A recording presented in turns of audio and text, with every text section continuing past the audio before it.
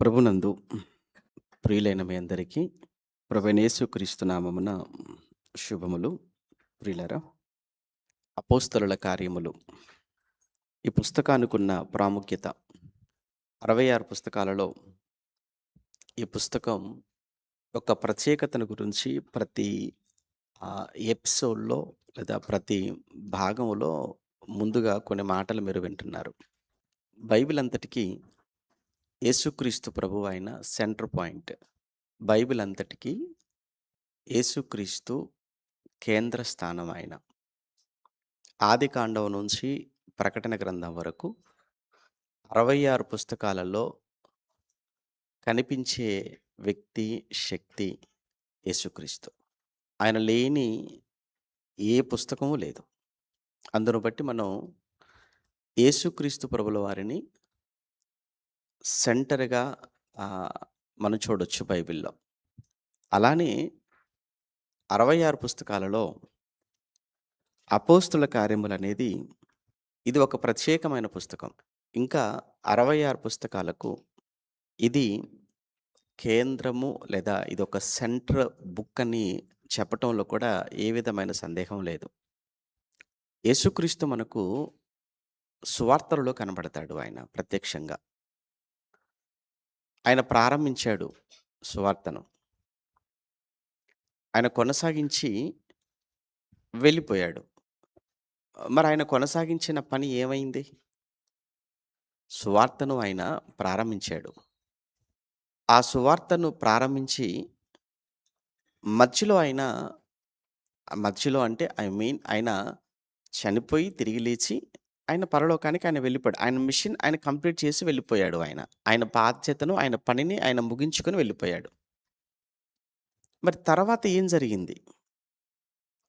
ఆ తర్వాత ఏం జరిగిందో అనే ఆ సంగతులు, ఆ విషయాలన్నీ కూడా మనకు అపోస్తుల కార్యములు మనకు తెలియజేస్తుంది. అపోస్తుల కార్యముల్లో సువార్తలు అని ఏవైతే ఉన్నాయో మనకు ప్రారంభంలో, ఆ సువార్తల్లో చెప్పబడిన కొన్ని ప్రవచనాలు, ఆ సువార్తల్లో చెప్పబడిన వాగ్దానాలు, ఈ ప్రవచనాలు, ఈ వాగ్దానాలు అనేవి ఎలా నెరవేరాయో, ఎక్కడ నెరవేరాయో అనేటువంటి సంగతులు అపోస్తుల కార్యముల్లో మనకు కనబడుతూ ఉంటాయని ఒక మాటగా చెప్పాను గతంలో. ఎగ్జాంపుల్‌గా యేసుక్రీస్తు ఆయన పరలోకానికి వెళుతూ లేదా పరలోకానికి వెళ్ళడానికి ముందు ఇంకా ఆయన బ్రతికుండగానే శిష్యులతో మాట్లాడుతూ, "ఇదిగో నేను వెళుతున్నాను. నేను వెళ్ళిన తర్వాత నిన్ను తండ్రిని వేడుకుంటాను. నేను మీ మధ్య కొద్ది కాలం ఉన్నాను. కానీ మీ యొద్ద ఎల్లప్పుడూ ఉండటానికి ఆయన వేరొక ఆదరణకర్తను మీకు పంపుతాడు" అన్నాడు. ఇప్పుడు ఆయన ఆ మాట అన్నాడు కానీ అది జరిగిందా అది? నెరవేరిందా? ఎలా? ఎక్కడ నెరవేరింది? ఎప్పుడు నెరవేరింది? ఇది తెలియాలి అనంటే అపోస్తల కార్యములు చదివితే తప్ప తెలీదు అది. అంటే సువార్తలలో వచ్చేసేమో పంపుతాడు ఆయన, వస్తాడు అని చెప్పాడు. వచ్చాడా అన్న సంగతి ఎక్కడ తెలుస్తుంది? అపోస్తల కార్యంలో తెలుస్తుంది. ఓకే. రెండోది చెప్తాను. యేసుక్రీస్తు పేతురుతో మాట్లాడుతున్నప్పుడు, పేతురు "ఈ బండ మీద నా సంఘమును కట్టెదను" అంటాడు యేసుక్రీస్తు ప్రభుల వారు. నిజంగా ఆయన కట్టాడా? అదే సమయంలో పేతురుతో ఇంకో మాట అంటాడు. "ఈ పరలోక రాజ్యపు తాళపు చెవులు ఎవరికో కాదు నీకే ఇస్తాను" అన్నాడు. ఎప్పుడిచ్చాడు? ఎక్కడిచ్చాడు? ఇది తెలియాలి అనంటే అపోస్తల కార్యం చదువుకోవాలి. 2 మూడో విషయం చెప్పి నేను పాఠంలోకెళ్ళిపోతాను. ఆయన కొన్ని శిష్యుల విషయంలో జరగబోయేటువంటి భవిష్యత్తు కూడా చెప్పాడు ఆయన. శిష్యులతో వారి భవిష్యత్తు కూడా చెప్పాడు. ఏంటి? "నా నామము నిమిత్తము మీరు అందరి చేత మీరు ద్వేషింపబడతారు" అనేటువంటి మాట యేసుప్రభులో చెప్తారు యోహాను సువార్తలో. అంటే మీరు వెళ్తున్నారు. మీరు వెళ్ళిన తర్వాత మీరు నా కోసం మీరు వెళ్తున్నప్పుడు, నా కోసం మీరు మాట్లాడుతున్నప్పుడు తప్పనిసరిగా నన్ను ద్వేషించినటువంటి లోకం మిమ్మల్ని కూడా ఏం చేస్తుందంటే ద్వేషిస్తుంది. మీరందరి చేత మీరు ద్వేషింపబడతారు అన్నాడు. నిజంగా శిష్యులు ద్వేషింపబడ్డారా? ద్వేషింపబడ్డారన్న సంగతి మనకెలా తెలియాలి? ఎక్కడ తెలుస్తుంది మనకు? అపోస్తుల కార్యంలో మనకు తెలుస్తుంది ఆ విషయం. ఇంకా ఒక మాట అన్నాడు ఆయన. మిమ్మును చంపు ప్రతి వాడు దేవునికి సేవ చేయుచున్నానని చెప్పుకొను కాలము వచ్చుచున్నది. అది వచ్చేయున్నది అని కూడా చెప్పేసాడు ఆయన 16లో యోహాను సువార్తలో. ఇంకా ఆయన పరలోకానికి వెళ్ళేటప్పుడు చివరగా ఆయన నేను మీకు పవర్స్ మీకిస్తాను. ఎలాంటి పవర్స్ ఇస్తానంటే, మీరు రోగులను మీరు స్వస్థపరుస్తారు. పాములను మీరు ఎత్తి పట్టుకుంటారు. మరణకరమైనది ఏది త్రాగినను అది మీకు హాని చేయదు. దయ్యములను మీరు వెళ్ళగొడతారు అని చెప్పాడు. నిజంగా యేసుప్రభు చెప్పాడులే గాని శిష్యులకు అవి అవి చేయగలిగారా వాళ్ళు? నిజంగా ఆ పవర్స్ వారికి వచ్చాయా? మరి ఆ శిష్యులకు ఆ పవర్స్ వచ్చాయో లేదో అనే సంగతి మనకెలా తెలియాలి? ఇక్కడే. ఎక్కడ? అపోస్తల కార్యములు. అంటే నేను చెప్పాలనుకున్న పాయింట్ ఏంటంటే, అపోస్తల కార్యములు అనేది ఈ సువార్తలలో యేసుప్రభుల వారు శిష్యులకు చెప్పినటువంటి వాగ్దానాలు, వారికి చేసిన వాగ్దానాలు కావచ్చు, అదే సమయంలో ఆయన చెప్పిన ప్రవచనాలు ఏవైతే ఉన్నాయో, ప్రవచనం, భవిష్యత్తు అవన్నీ కూడా నెరవేర్పు అనేది మనకు అపోస్తల కార్యములో కనబడుతుంటాయి. అందుకే మనం అసలు అపోస్తల కార్యములను మనం చదవకుండగా, అపోస్తల కార్యమును మనం అర్థం చేసుకోకుండగా, మనం క్రొత్త నిబంధనను అర్థం చేసుకోవటం అనేది అసాధ్యము అంటా నేను. నా మాటను మీరు బాగా ఆలోచించాలి. అపోస్తల కార్యములను మనం అర్థం చేసుకోకుండగా, క్రొత్త నిబంధనను మనం అర్థం చేసుకోవటం అనేది అది చాలా కష్టం అది. సాధ్యమయ్యే పని కాదది. అందుకు ప్రత్యేకించి ఈ అపోస్తల కార్యముల గ్రంథముపై, పుస్తకంపై, ఒక్కొక్క అధ్యాయంపై ఒక పరిపూర్ణమైనటువంటి వివరణను మీ ముందుకు తీసుకొని రావాలి అని ప్రారంభించింది ఈ ప్రత్యేకమైనటువంటి బైబిల్ తరగతులు. ఓకే. ఇందులో మనం 23 అధ్యాయాలు మాట్లాడేసాం. గత రాత్రితో 23 అధ్యాయాలు పూర్తయిపోయాయి. ఈరోజు మనం మాట్లాడుకోవాల్సింది 24వ అధ్యాయం. ఓకే. ఇప్పుడు మన 24వ అధ్యాయంలోనికి వెళ్ళడానికి ముందు దాని కంటిన్యూషన్ కదా 23. 23లో ఏం జరిగింది? గత రాత్రి మనం మాట్లాడుకున్న దాన్ని ఒక 5 నిమిషాలలో జస్ట్ రిమైండ్ చేసుకొని, జ్ఞాపకం చేసుకొని, మనం 24లోనికి మనం వెళ్ళిపోదాం. ప్రియులారా, 23లో 21లో పౌలు గారిది మూడో ప్రయాణం పూర్తయిపోతుంది. ఆ మూడో ప్రయాణము పూర్తయిన తోడనే ఆయన యెరూషలేముకు రావడంతో పూర్తవుతుంది. అక్కడే ఆయన యెరూషలేములో ఆయన్ను బంధించేశారు. ఆయన్ను బంధించేసి ఆయన మీద చాలా అభియోగాలు, చాలా నేరాలు ఆయన మీద మోపారు. ఇంకా విచిత్రమైన సంగతి ఏంటంటే, ఆ రోజు యాక్చువల్‌గా ఏమంటారు అంటే వాళ్ళని ఉన్మాదులు. ఓకేనా? ఆ పదం సరైనటువంటి మూర్ఖులు, ఉన్మాదులు. ఆ ఉన్మాదుల చేతిలో ఆయన చనిపోవాలి. సమయానికి ఆ సహస్రాధిపతి వచ్చుండకపోతే, సమయానికి మిలిటరీ వాళ్ళు లేదా మన భాషలో ఆ పోలీస్ డిపార్ట్‌మెంట్ వాళ్ళు, మన భాషలో వాళ్ళు వచ్చుండకపోతే, అక్కడికక్కడ ఖచ్చితంగా పౌలు గారిని ఏం చేసేవారంటే చంపేసేవారు వాళ్ళు. వాళ్ళ ఇంటెన్షన్ కూడా చంపేసేయాలని. కారణం ఏంటంటే, దేవాలయం అనేది వారికొక సెంటిమెంట్ అది. ఇంకొక విషయం ఇక్కడ మీకు తెలియాల్సిందేంటంటే, చరిత్రపరంగా యూదులకు అన్ని విషయాలలో కూడా చంపే రైట్ వాళ్ళకి లేదు. ఎవరిని కూడా. కానీ ఒక విషయంలో మాత్రం రోమా ప్రభుత్వం వారికొక ఏమంటారు అనంటే, వారికొక అవకాశం ఇచ్చింది.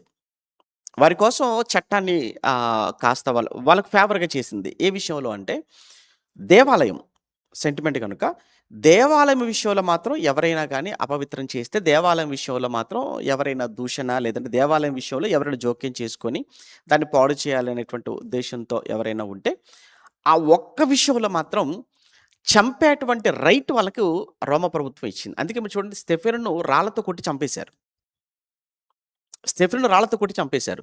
అదేంటి, రోమా ప్రభుత్వం కిందనే యూదులందరూ ఉన్నారు. రోమా ప్రభుత్వం కింద యూదులందరూ ఉన్నప్పుడు, మరి ఇంత దారుణంగా చట్టాన్ని వాళ్ళ చేతిలోకి ఎలా తీసుకుంటారు? చట్టాన్ని వాళ్ళ చేతిలోకి తీసుకోకూడదు గదా! ఆ స్టెఫెనును రాళ్లతో కొట్టి చంపకూడదు గదా! అంటే స్టెఫెనును రాళ్లతో కొట్టి చంపడానికి మహాసభ డిసైడ్ చేసింది. ఏంటి ఎవరిది ఆ మహాసభ అంటే, అదే చెప్పాను కదా, నిన్న మొన్న మాట్లాడుకున్నాం. ఆ సన్‌హెడ్రిన్ అనేటువంటి మహాసభలో ఉన్నటువంటి వాళ్ళంతా ఎవరు? సద్దూకయ్యులు, పరిసయ్యులు. వాళ్ళంతా కూడా బ్యాక్‌గ్రౌండ్‌లో అంతా కూడా యూదులే కదా వాళ్ళంతా కూడా. కనుక ఆ సభకు, ఆ మహాసభకు పైనున్నటువంటి రోమా గవర్నమెంట్ ఇచ్చినటువంటి ఒక వెసులుబాటు ఏంటంటే, దేవాలయం విషయంలో ఓకే, ఎవరైనా గానీ మీకున్న ఆచారాలకు వ్యతిరేకంగా, భిన్నంగా ఎవరైనా ప్రవర్తించి ఉంటే, ఆ ఒక్క విషయంలో మాత్రం చంపేటువంటి రైట్ మేమిస్తున్నాం. అందుకు స్టెఫెనును చంపడానికి చివరికెళ్ళేటప్పటికి మీరు చూడండి, ఇదిగో సర్వోన్నతమైనటువంటి ఏమంటాడు అంటే హస్తకృతమైనటువంటి ఆలయాలలో దేవుడు నివసింపచులతో మనకు పనేంటని చెప్పి పటపటాన పళ్ళు కొరికేసి అతని మీద దుమ్మిగా పడి రాళ్ళతో కొట్టి చంపేశారు అనేది 7వ అధ్యాయంలో మనం చదువుకున్నది. సేమ్ ఇక్కడ కూడా మీరు చూస్తుంటే దేవాలయాన్ని అపవిత్రపరిచేశాడు పౌలు అని ఒక అభియోగాన్ని ఆయన ఆయన మీద వేశారు. అది యాక్చువల్‌గా ఆయన అపవిత్రం చేశాడని చెయ్యలేదు. వాళ్ళు ఊహించారు అనేటువంటి మాట మనం చదువుకున్నాం. కారణం ఏంటంటే, అక్కడ ఆయనతో పాటు కొంతమంది ఆసియా నుంచి వచ్చినటువంటి శిష్యులు ఆయనతో పాటు ఉన్నారు. సిటీలో వాళ్ళని చూశారు. ఇంకేంటి పట్టణంలో ఇతనితో పాటు ఉన్నారు కదా! అందులో ముఖ్యంగా ఎఫెసు వాడైన ఆసియా వాడి త్రోఫిమును చూసాము. ఈ త్రోఫిమును కూడా దేవాలయంలోనికి ఇతనితో పాటు తీసుకొని వెళ్ళుండొచ్చు.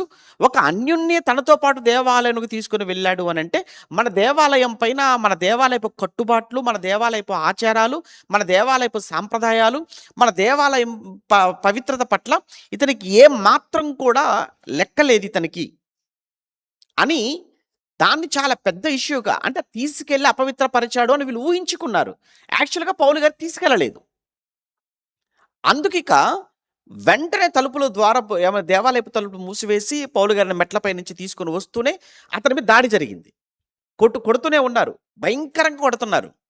అప్పుడు కదా జరుగుతున్నటువంటి గలిబిలి అల్లరి ఏంటో అని పక్కనే ఉంటుంది ఆ కోట. ఆ మిలిటరీ ఆ స్థావరం అనేది పక్కనే ఉంటుంది. దేవాలయాన్ని ఆనుకునే ఉంటుంది. వెంటనే వాళ్ళు రావటం, వాళ్ళ చేతిలో నుంచి పౌలు గారిని ముందు విడిపించి అసలు ఏంటి విచారణ చేద్దాం అది. అక్కడ లక్కీగా పౌలు గారికి రోమ పౌరసత్వం ఉండటం వల్ల ఇక వాళ్ళ చేతిలో అతనికి అప్పగించటానికి సహస్రాధిపతి ఒప్పుకోలేదు. కారణం ఏంటంటే ఇతను రోమ సిటిజన్ పౌరుడు గనుక. ఒకవేళ నిజంగా ఇతనికి రోమ పౌరసత్వం ఉండుండకపోతే పౌలు గారికి ఖచ్చితంగా చంపేసేవాడు. మళ్ళా వాళ్ళకి అప్పచెప్పాల్సిన పరిస్థితి ఏర్పడిపోయేది. కానీ ఇతన్ని చాలా జాగ్రత్తగా చూసుకోవాల్సినటువంటి బాధ్యత ఇప్పుడు శతాధిపతికి, సహస్రాధిపతికి, ఆ మిలిటరీ వాళ్ళందరికీ ఉంది. కారణం ఏంటంటే ఇతను రోమ పౌరుడు గనుక పౌలు గారు.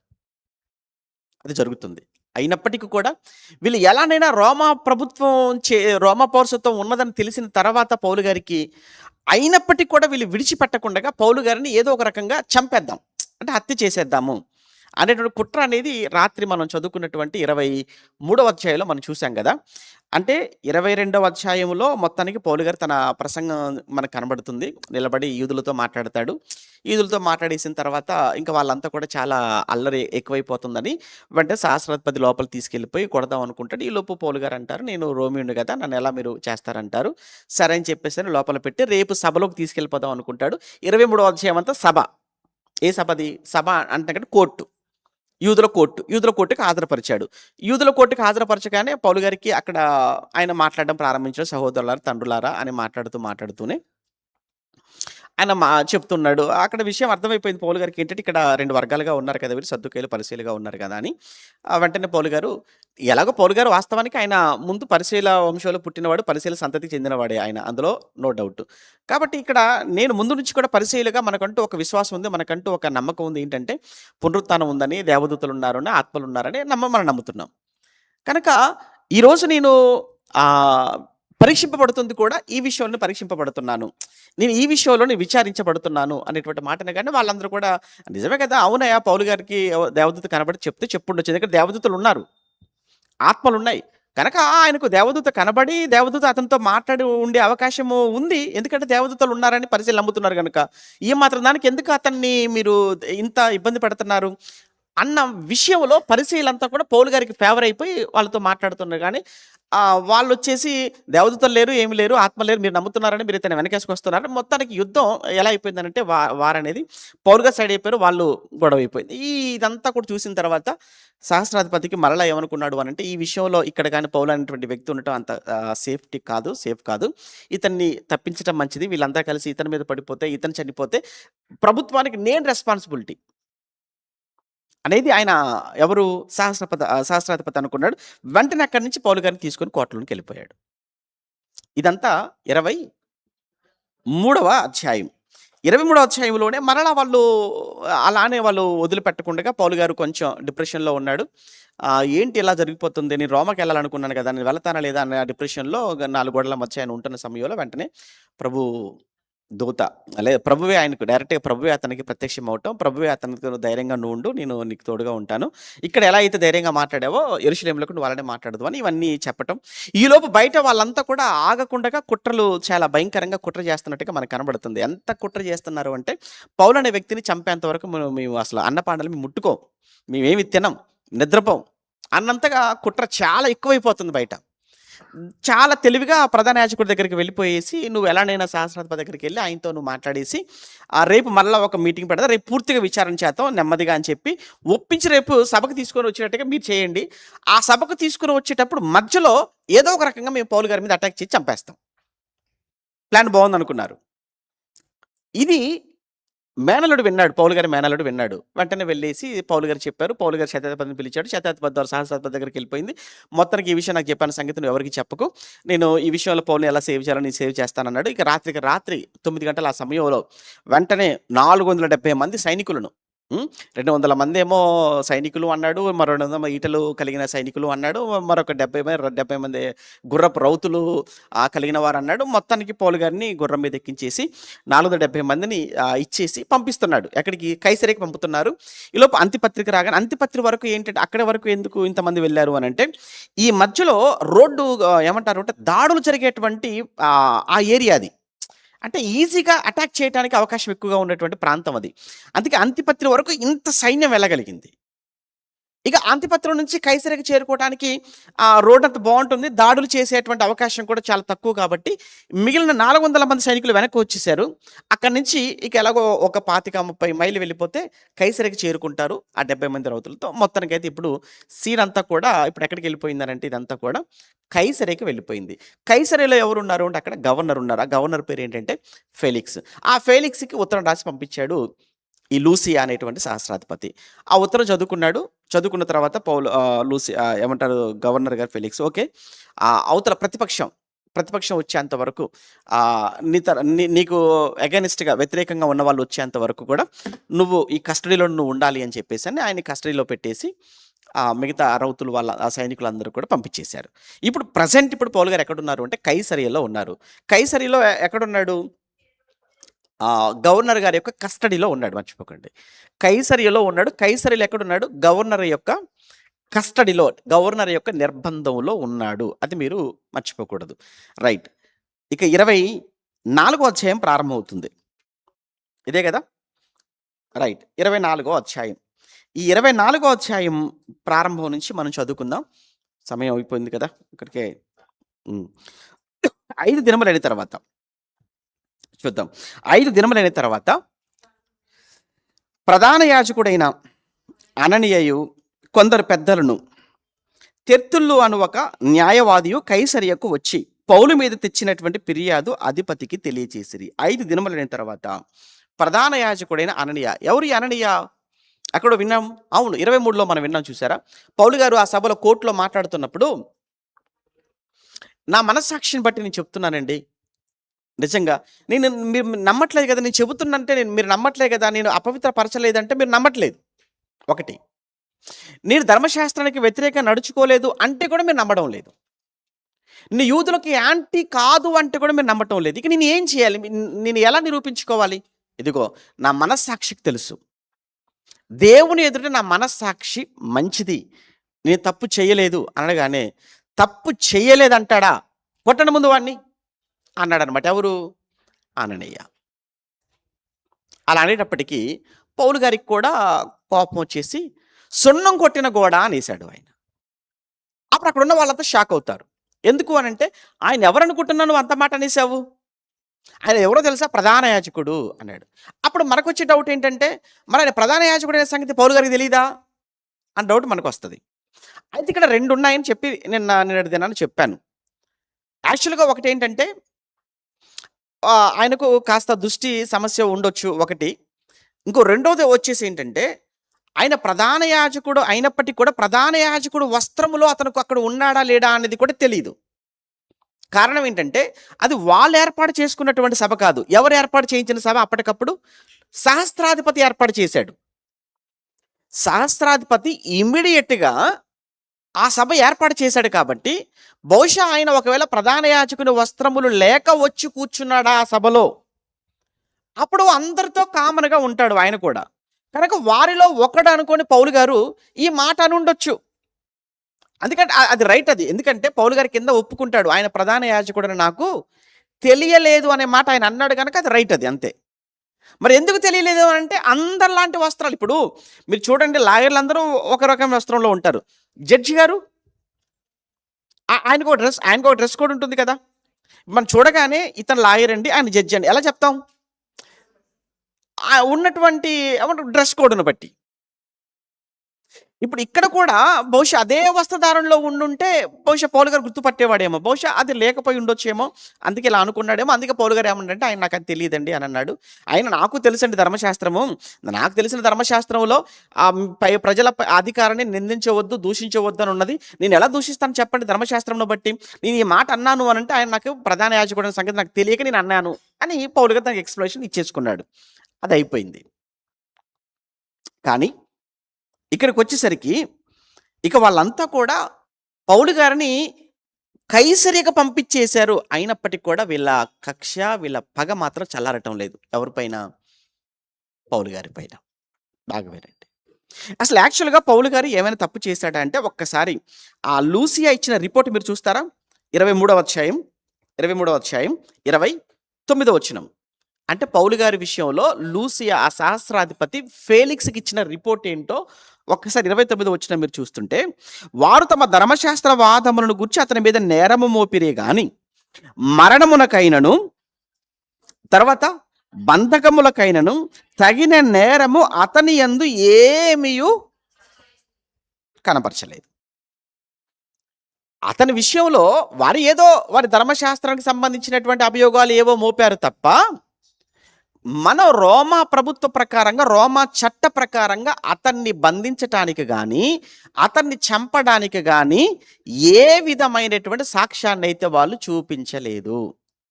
ఇదండి గవర్నర్ గారి విషయం. ఇక దీన్ని మీరు డీల్ చేస్తారో, దీన్ని మీరు ఎలా నడిపిస్తారో ఇక మీ చేతికి వదిలేస్తున్నాను అని లూసియా తప్పించుకున్నాడు. ఇప్పుడు ఎవరి చేతికి అప్పగించేశాడనమాట ఆయన ఇంకా సహస్రాధిపతి? గవర్నర్ చేతికి ఇచ్చాడు. ఇప్పుడు గవర్నర్ చేతిలో ఉంది. పౌలు గారి జడ్జిమెంట్ ఇప్పుడు ఎవరి చేతిలో ఉంది? పౌలు గారికి ఇప్పుడు తీర్పు చెప్పటం, ఆయన రిలీజ్ చేయటమా లేదా శిక్షించటమా అనేది ఇప్పుడు ఎవరి చేతిలో ఉంది? గవర్నర్ చేతిలో ఉంది. ఇప్పుడు ఆ గవర్నర్ ఎవరట? ఫెలిక్స్ అట. ఇక ఎవరండి ఈ ఫెలిక్స్ అని అంటే, అబ్బో ఈ ఫెలిక్స్ గురించి చదువుతుంటే చాలా చరిత్ర ఉంది అయ్యగారికి. ఎవరికి? ఫెలిక్స్‌కి. ఎవరండి ఫెలిక్స్ అని చరిత్రలో చూస్తేనండి తన కోసం జోసిఫస్ రాస్తాడు. ఫస్ట్ సెంచరీలో జ్యూస్‌లో ఏమంటారు అంటే ఆయన పెద్ద హిస్టోరియన్ కదా ఆయన. జ్యూస్ హిస్టోరియన్ కదా ఎవరు? ఫ్లేవియస్ జోసెఫస్ అని ఉంటాడు ఆయన. ఆయన వచ్చేసి మొదటి శతాబ్దపు యూదా ప్రముఖ చరిత్రకారుడు. ఫ్లావియస్ జోసిఫస్ ఆయన పేరనమాట. ఆయన రాస్తాడు. ఇది ఎవరి కోసం అంటే ఈ ఫెలిక్స్ కోసం రాస్తాడు.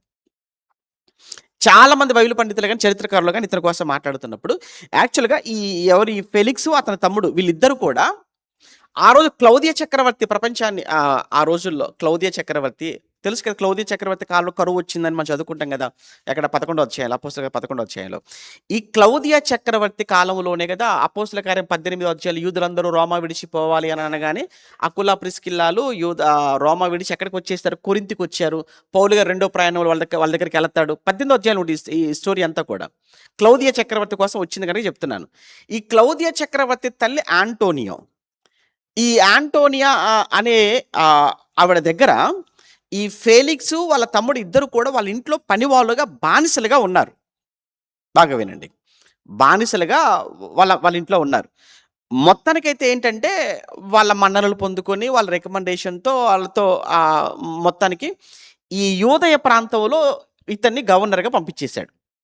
వాళ్ళ ఇంట్లో బానిసగా, వాళ్ళ ఇంట్లో పనివాడుగా ఉన్న వ్యక్తిని మొత్తానికైతే ఆ తల్లి దగ్గరికెళ్ళి, ఆ తల్లి ద్వారా కొడుకు దగ్గరికి తీసుకెళ్ళిపోయి ఆ క్లాడియస్‌తో రికమెండేషన్ చేయించుకొని మొత్తానికి ఇక్కడ గవర్నర్ అపాయింట్మెంట్ అయితే గవర్నర్‌గా మాత్రం రిక్రూట్ అయ్యాడు. చూడండి అక్కడ.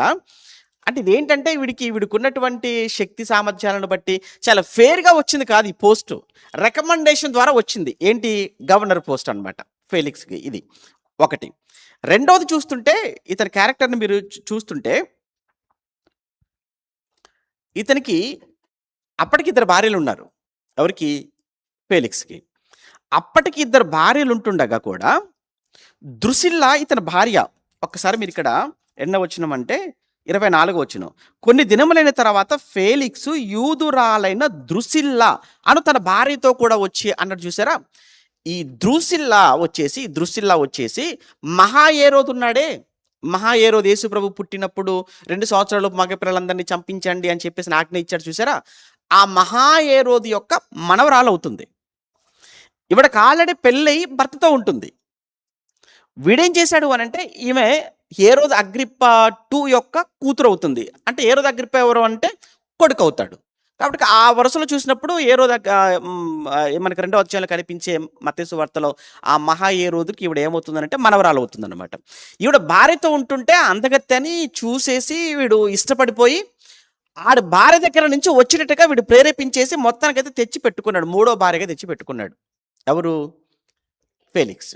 ఒకటి చూడండి, ముందు నుంచి వాళ్ళ ఇంట్లో ఒక బానిసగా పనివాడుగా ఉన్నాడు ఒకటి. రెండోది బానిసగా పనివాడుగా ఉండి వాళ్ళ అమ్మగారు క్లాడియా చక్రవర్తి వాళ్ళ అమ్మగారి ద్వారా రికమెండేషన్ చేయించుకొని క్లాడియస్ చక్రవర్తి ద్వారా మొత్తానికి ఇక ఈ ప్రాంతానికి గవర్నర్గా వచ్చాడు. పోనీ వచ్చిన తర్వాత ఆ హేరోదు అగ్రిప్ప 2 యొక్క కూతురు ఈ ద్రుసిల్ల భర్తతో కాపురం చేస్తుంటే తన మీద మనసు పడిపోయి తన భర్త దగ్గర నుంచి తెచ్చేసి తన భార్యగా మూడో భార్యగా చేసుకున్నాడు. ఇదొకటి. ఇదొకటి. ఇంకా ఇంకా ఇంకా ఇంకా ఇతని గురించి చూస్తుంటే వీడు ఒక పెద్ద ఏమంటాడు అంటే ఒక త్రాగుబోతు. ఇంకా ఇతని కోసం చదువుతుంటే పెద్ద లంచగొండి. డబ్బు లంచగొండి, అవినీతిపరుడు. ఈ పదం కరెక్ట్, అవినీతిపరుడు. ఎలా చెప్పొచ్చు ఇతను అవినీతిపరుడు అని అంటే, ఇదే అధ్యాయంలో మీరు 24లోనే మనం చదువుకుంటాం. ఒక్కసారి మీరు 24వ అధ్యాయంలోనే ఇతని గురించి మాట్లాడుతూ ఎన్నో వచనము 26 తర్వాత పౌలు వలన తనకు ద్రవ్యము దొరుకునని ఆశించి, పౌలు వలన తనకు ద్రవ్యము డబ్బు దొరుకునని ఆశించి మాటి మాటికి అతన్ని పిలిపించి అతనితో సంభాషణ చేయుచుండెను. ఏం ఆశపడుతున్నాడు అనమాట పౌలు గారి దగ్గర నుంచి ఏం ఆశపడుతున్నాడట? డబ్బు ఆశపడుతున్నాడు. పౌలు దగ్గర నుంచి ఎందుకు డబ్బును ఆశిస్తున్నాడు అని అంటే, ఆడికి ఒక విషయం అర్థమైంది. పౌలు గారు ఓపెన్గా చెప్పేసారులే. అక్కడ మనం చదువుకుంటాం తర్వాత. పౌలు గారు ఏమన్నారు అని అంటే, నేను యెరూషలేముకి ఎందుకు వచ్చాను అని అంటే, అనేక ప్రాంతాలలో యెరూషలేములో పేదలైన వారు, కరువు వలన ఇబ్బందుల్లో ఉన్నవారు, వారిని ఆదరించడం కోసం సంఘాలకు నేను చందా పోగు చేయమన్నాను. ఆ పోగు చేసిన చందా ఏదైతే ఉందో ఆ చందా పట్టుకొచ్చాను. అది ఇవ్వడం కోసమే యెరూషలేముకి వచ్చాను నేను అనగానే వీడికి వెలిగిపోయింది. అంటే ఎంత పోగు చేసి ఉంటాడో చందా, ఎంత కలెక్ట్ చేసి ఉంటాడో, అంటే మొత్తానికైతే ఎంతో కొంత వీడి దగ్గర ఉండే ఉంటుంది కదా. కాబట్టి ఆ పోగు చేసుకొని వచ్చినటువంటి ఆ చందా ఏదైతే ఉందో పరిశుద్ధుల క్రైస్తవుల కోసం, ఆ సంఘాల కోసం, అందులో నుంచి ఎంతో కొంత వీడు దాచుకొని ఉంటే అందులో నాకు ఎంతో కొంత ఇవ్వకపోతాడా? లేదు అనుకుంటే ఇతనికి ఇప్పుడు నేను రిలీజ్ చేయాలంటే నా చేతిలో ఉంది. ఇప్పుడు ఇతను బయటికి వెళ్ళాలంటే నా చేతిలో ఉంది. కాబట్టి ఈ మాటి మాటికి పిలిపించేసాను అనుకో, విసిగిపోయి ఏమండి నేను ఎందుకంటే నన్ను మాటి మాటికి పిలుస్తున్నారు, నన్ను ఎందుకంటే మాటి మాటికి ఇబ్బంది పెడుతున్నారు, ఎంతో కొంత ఇస్తాం బయటికి పంపించేసేయండి బెయిలిచ్చేసి అని అంటాడా? పోనీ ఇతని కోసం వచ్చేవాళ్ళు ఎవరో ఒకరు ఉంటారు కదా, ఇతను కూడా అభిమానులు క్రైస్తవులు వెనకాల పెద్దలు ఉంటారు కదా, వాళ్ళైనా కానీ వచ్చేసి పౌలు గారిని మాటి మాటికి ఎందుకంటే ఇబ్బంది పెడతారు, ఎంతో కొంత తీసుకోండి, ఆయన వదిలేయండి అని అంటారా? మొత్తానికి ఇక్కడ చూస్తుంటే ఇతనిలో ధనాపేక్ష కనబడుతుంది. అవినీతి పరుడు, ఇంట్లో బానిసగా పెరిగిన వాడు, మొత్తానికైతే క్లౌదియ చక్రవర్తి యొక్క తల్లి ద్వారా రికమెండేషన్ చేయించుకొని జాబ్ తెచ్చుకున్నవాడు. తెచ్చుకున్న తర్వాత కూడా వ్యక్తిగతంగా కూడా క్యారెక్టర్ లేనివాడు కనబడుతున్నాడు. ఇప్పుడు 2 భార్యలు ఉన్నారు, అయినా కానీ 3వ భార్య కావలసి వచ్చి అక్కడ కాపురంలో చిచ్చు పెట్టేసి భార్యను తెచ్చి ఏమంటది మరొకటి భార్యను తెచ్చేసి పెట్టుకున్నాడు. పోనీ అంతటితో ఆగిపోయాడా? అవినీతి. చివరికి ఎవరి దగ్గర కూడా డబ్బులు ఆశపడుతున్నాడు? పౌలు గారి దగ్గర. ఇదండి. ఇప్పుడు ఇలాంటి వాడు సింహాసనం మీద కూర్చొని ఇప్పుడు ఎవరికి తీర్పు చెప్పాలి? అంత గొప్ప క్యారెక్టర్ చూడండి. విచిత్రం ఏంటంటే కొన్ని సందర్భాలలో ఎదుటి వాళ్ళకు తీర్పు తీర్చడానికి చాలా ఇష్టపడుతూ, చాలా ఆవేశపడుతూ ఉంటారు. వాళ్ళంతా ఇదే క్యారెక్టర్ కలిగిన వాళ్ళు.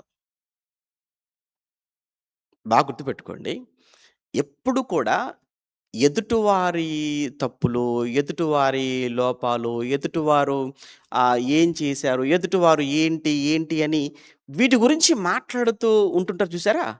వెంటనే మీరు గుర్తుపెట్టుకోవాలి ఏంటంటే, ఈళ్ళు కూడా ఫేలిక్స్ టైప్ అన్నమాట. నిజం. హృదయం నిండిన దాన్ని బట్టి ఏం మాట్లాడుతుందట? నోరు మాట్లాడుతుందట. వాళ్ళకి ఎంత ఇంట్రెస్ట్ ఉంటుందంటే, ఎంత ఆసక్తి ఉంటుందనంటే, నిజంగా ఒక మంచి వాక్యం విన్నామన్న ఆనందం కంటే, ఒక వ్యక్తి గురించి ఏదైనా తెలిసిందనుకోండి ఎంత ఆనందపడిపోతుంటారో, వాళ్ళ ఆనందాన్ని మనం మాటల్లో వర్ణించలేమనమాట ఇంకా. ఏవండీ ఈరోజు నేను బైబిల్‌లో ఒక మంచి విషయాన్ని నేను నేర్చుకున్నానండి. మొత్తానికైతే ఒక మంచి విషయాన్ని తెలుసుకున్నానండి అన్నదానికంటే కూడా, అందులో వారికి పడని, వారికి గిట్టని, వారు ఏమంటే వారికి శత్రువుగా భావించే ఒక వ్యక్తి విషయంలో ఏదైనా ఒక విషయం వాళ్ళకు అది నిజమా కాదా తర్వాత తెలిసిందా? దాన్ని ఎంత ఆనందించాలో, ఎంత ఆస్వాదించుకోవాలో, దాన్ని ఎంత పబ్లిసిటీ చేస్తే అంత హ్యాపీగా ఆనందపడేవాళ్ళు. వాళ్ళు ఎలాంటి వాళ్ళంటే, వాళ్ళ వ్యక్తిగత జీవితం గాని, వాళ్ళ కుటుంబ జీవితం గాని ఏమాత్రం బాగోలేనివారు. నేను ఈ మాట నేను అంటున్నాను అనంటే, ఒకవేళ ఎవరైనా మీ దగ్గరకొచ్చి ఎవరి గురించైనా మీ దగ్గర మాట్లాడుతున్నప్పుడు, ఒక్క నిమిషం నేనన్న ఈ మాట మీరు జ్ఞాపకం చేసుకొని, మాట్లాడుతున్న వాళ్ళ గురించి గాని, వాళ్ళ ఫ్యామిలీ గురించి గాని ఒక్కసారి మీరు ఆలోచించండి వెనకకి తిరిగి. మళ్ళా చెప్తాను. నేను ఈ మాట ఏదో ఎవరినో ఉద్దేశించి అంటున్నది కాదు గానీ, మీరు ప్రాక్టికల్‌గా ఎవరైనా మీ దగ్గరకొచ్చి, ఎవరి కోసమైనా ఒకవేళ మాట్లాడుతుంటే, మాట్లాడుతున్న వ్యక్తి గురించి ఎవరి కోసం మాట్లాడుతున్నారు అన్నది కాసేపు పక్కన పెట్టి, మాట్లాడుతున్న వ్యక్తి ఇతను ఎలాంటి వాడు? ఒకసారి అతని కోసం మీరు చూడండి. 2 వాళ్ళ ఫ్యామిలీ గురించి ఆలోచించండి. ఖచ్చితంగా డిస్టర్బ్ అయిపోయిన వాళ్ళు వాళ్ళు. చెడిపోయిన వాళ్ళు. 100% పాడైపోయిన వాళ్ళు. 100% పాడైపోయి, వారు పాడైపోయి, వారి కుటుంబాలు పాడైపోయి, ఇప్పుడు దర్జాగా కుర్చీ మీద కూర్చొని అందరికి తీర్పులు చెప్తుంటారనమాట. ఆ క్యారెక్టరే ఇక్కడ ఎవరి క్యారెక్టర్ ఇది? ఫెలిక్స్. ఎవరి కోసం మాట్లాడుతున్నాడు ఇప్పుడు ఫెలిక్స్?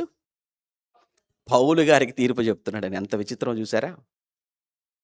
పౌలు గారికి జడ్జిమెంట్ ఇచ్చే అలాంటి సమాజంలో ఉన్నాం మనం. ఇప్పుడు ఇది ఇది కేవలం ఫెలిక్స్‌తో అది ఆ రోజుతో పోయింది కాదు.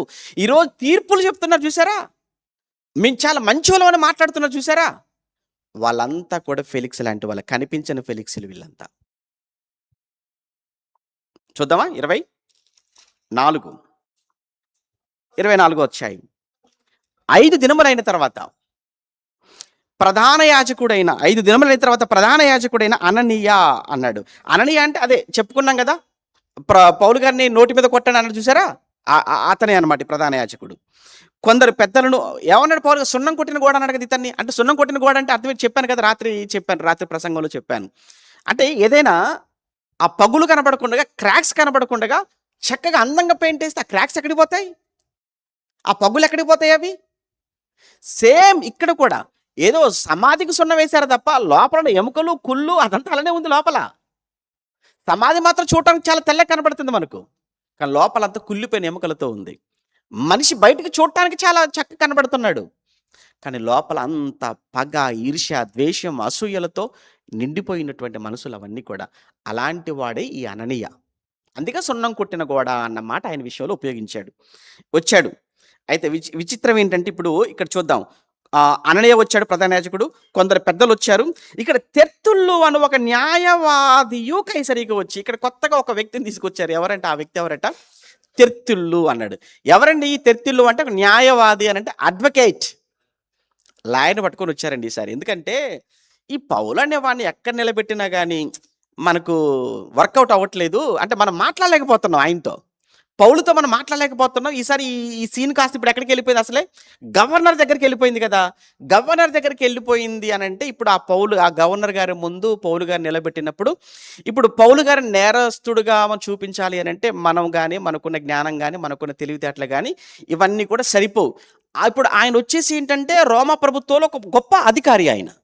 ఇప్పుడు ఆయనను గురించి, రోమా చట్టాల గురించి అలానే జరిగినటువంటి విషయాన్ని కూడా చాలా చక్కగా, కూలంకుషంగా, క్లుప్తంగా మాట్లాడగలిగినటువంటి ఒక వ్యక్తిని మనం తీసుకెళ్ళాలి అంటే ఖచ్చితంగా ఒక మంచి పేరున్న లాయర్. మళ్ళీ ఎవరు చిన్న చిన్న వాళ్ళని తీసుకెళ్ళకూడదండి. చాలా పెద్ద పేరు మోసిన లాయర్ని తీసుకెళ్తున్నారు. ఆడ పేరు ఏంటంటే తెర్తులు. మీరు చూడండి మన మన దేశంలో, మన రాష్ట్రంలో పెద్ద పెద్ద రాజకీయ నాయకులు ఉంటారు చూసారా?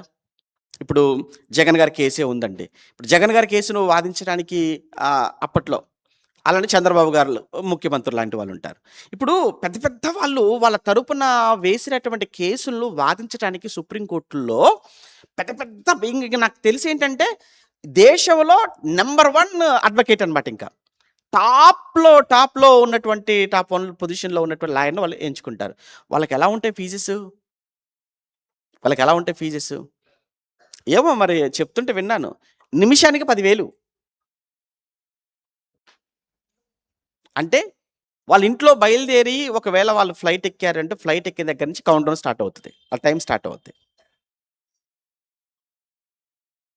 లక్షల్లో ఉంటాయి. లక్షలలో ఉంటాయి. మర్చిపో లక్షలలో ఉంటాయి. ఎందుకంటే మరి వాళ్ళు చాలా పెద్దవాళ్ళు. అలాంటిది ఇప్పుడు తెర్తుల్లు అనేటువంటి ఇతన్ని కూడా పట్టుకొని ఎళ్తున్నారు అనంటే యెరూషలేము నుంచి ఇప్పుడు ఎక్కడికెళ్తున్నారు? కైసరేకొస్తున్నారు. అప్పుడు తెర్తుల్లును కూడా ఆడు కూడా ఎలాంటి వాడు, ఎంత తెలివిగా మాట్లాడుతున్నాడు వాడు, ఎంత వాక్చాతుర్యం కలిగిన వాడో ఇప్పుడు ఫెలిక్స్ ముందు నిలబడినప్పుడు మనకే తెలుస్తది. వాడు వేసే ధూపం, వాడు మాట్లాడే మాటలు ఎలా ఉన్నాయో మనకు అర్థమవుతది ఇప్పుడు. రైట్. ఇప్పుడు పౌలును తీసుకొచ్చేసారు. అప్పుడు తెర్తుల్లు అతని మీద నేరము మోప ఆరంభించి మాట్లాడుతున్నాడు. ఆర్గ్యుమెంట్స్ స్టార్ట్ అయినాయి. ఇప్పుడు ఆర్గ్యుమెంట్స్, వాదోపవాదాలు స్టార్ట్ అయిపోయాయన్నమాట. రైట్. ముందు యూదుల పక్షాన, ఓకేనా? పౌలు గారికి వ్యతిరేక పక్షం ఏదైతే ఉందో అపోజిషన్ పక్షాన్ని ఎవరు మాట్లాడుతారు? అందరూ సైలెంట్ అయ్యారు. ఇప్పుడు ఎవరు మాట్లాడుతున్నారు? తెర్తుల్లు లాయర్ ఆయనే అడ్వకేట్ ఆయనే మాట్లాడాలన్నమాట. రైట్. ఇప్పుడు ఆడికి ఎందుకంటే ఇక ఉన్న వాళ్ళు ఇంకా ఆడి మించినోడు లేడనమాట. పౌలు గారికి అపోజిషన్‌లో ఆడు తప్ప ఇంకా వాళ్ళ తరపున ఇంకా మాట్లాడగలిగిన వాడు ఎవడు లేడు. అందులో ఫీజ్ ఇచ్చి మరీ తెచ్చుకున్నారు. ఇక ఉన్న టాప్ మోస్ట్ లాయర్ ఆడే అనమాట ఇక వాళ్ళు. రైట్. ఇప్పుడు ఆర్గ్యుమెంట్ స్టార్ట్ అయిపోయింది. మాట్లాడుతున్నాడు. ఎలా మాట్లాడుతున్నాడో చూసారా? మహాఘనత వహించిన ఫెలిక్సా, ఆడ పెద్ద గొప్పోడు, వాడు పెద్ద గనుడా, ఆడ ఘన చరిత్ర ఏంది ఇప్పుడే చెప్పుకున్నాం కదా మనం ముందుగానే. అయినా మరి ఆ మాట అనకపోతే బాగోదు. ఏంటంటే మహాఘనత వహించిన ఫెలిక్సా అన్నాడు. ఏం ఘనత సార్? ఏమండి గో వాళ్ళ ఇంట్లో పెరిగాడు, బానిసగా పెరిగాడు, లంచం ఇచ్చాడు, ఏదో మచ్చిక చేసుకున్నాడు, రికమెండేషన్ మీద తెచ్చుకున్నాడు జాబు. వాడికి వర్త్‌తో వచ్చింది కాదది, వాడి టాలెంట్‌తో తెచ్చుకుంది కాదది. రికమెండేషన్ డబ్బులు పెట్టి తెచ్చుకున్నాడు. ఒకటి, ఇద్దరిని చేసుకున్నాడు, ఒకళ్ళు కాదు. మూడో వాళ్ళను కూడా కాపురంలో చిచ్చుపెట్టి మరీ తెచ్చుకున్నాడు. మళ్ళా డబ్బులు ఆశపడుతూ వచ్చారు, అవినీతి పరుడు. ఇవన్నీ ఈడికి తెలియదంటారా? ఇవన్నీ ఈడికి తెలీదా? మనకే తెలిసి ఆడికి తెలీదా? లాయర్కి 2000 సంవత్సరాల తర్వాత మనకి తెలిసిన ఈ చరిత్ర ఆడికి తెలీదా?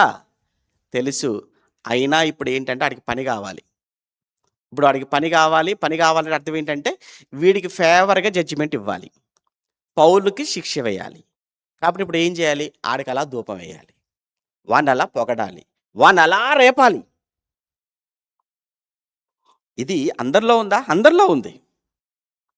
ముఖస్తుతి కదా, ముఖస్తుతి చాలా ప్రమాదం అండి. ముఖస్తుతి చాలామంది మనల్ని ఏదో పొగుడుతున్నప్పుడు, మనల్ని ఏదో మెచ్చుకుంటున్నప్పుడు మనం అనుకుంటాం, కానీ చాలా ప్రమాదం. సామెతల గ్రంథం 29వ అధ్యాయం, త్వరగా కొంచెం లాగైనా ఇబ్బంది పడకండి. 29 సామెతల గ్రంథం 29వ అధ్యాయం 5వ వచనం చదువుకుందామా? 5వ వచనంలో తన పొరుగువానితో ఇచ్చకములాడువాడు, తన పొరుగువానితో ఇచ్చకములాడువాడు అంటే అర్థం ఏంటంటే, ఇచ్చకములాడటం అంటే ఇదే అన్నమాట. లేనివి చెప్పటం, లేని మాటలు చెప్పటం. మన భాషలో ఏమంటారు అంటే ఏమంటారండి, మన మన మన వాడుక భాషలో ఏమంటారంటే, మనల్ని బాగా పొగుడుతున్నారు అనుకోండి, అది మనకు లేదని సంగతి మనకు తెలుసు, అయినా వీడు బాగా గ్యాస్ కొడుతున్నారా అనుకుంటాం. ఇంకా కొంచెం అయితే ఇంకేమంటామంటే, ఏ చెట్టు అండి అది? మొలగ చెట్టా? మునగ చెట్టు ఎక్కించకరా అని అంటారు. ఇంకా ఇంకా ఈ మధ్యకాలంలో కొత్త పదం ఏంటంటే బిస్కెట్లు అంటారు చూసారా? ఏం వేస్తున్నాడు? బిస్కెట్. చిన్నప్పుడు లేదు ఆ మాట. ఈ మధ్యకాలంలో మా చిన్నతనంలో బిస్కెట్లు అనే మాట లేదండి. ఏంట్రా బిస్కెట్లు వేస్తున్నావా అంటారు. సేమ్ మహాఘనత వహించిన ఫెలిక్స్ అంటే బిస్కెట్లు వేసాడనమాట వాడికి. ఎవరికి? ఆ ఫెలిక్స్కి. ఆ బిస్కెట్లకు పడిపోతాడు కాబట్టి ఆడికి తెలుసు కదా, లాయర్ కదా, పడిపోతాడు కాబట్టి బిస్కెట్ వేసాడు. నీ దగ్గర కూడా బిస్కెట్లు వేస్తున్నారేమో. ఎవరైనా నీ దగ్గరికి వచ్చేసి బా ఎంత అందంగా ఉన్నారండి అంటే చాలు, బిస్కెట్ అది.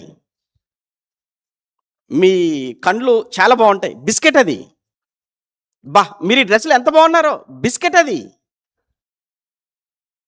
అన్నా మీరు తోపన్నా, బిస్కెట్ అది. అసలు మిమ్మల్ని మించిన వాళ్ళు లేరన్నా, వద్దు.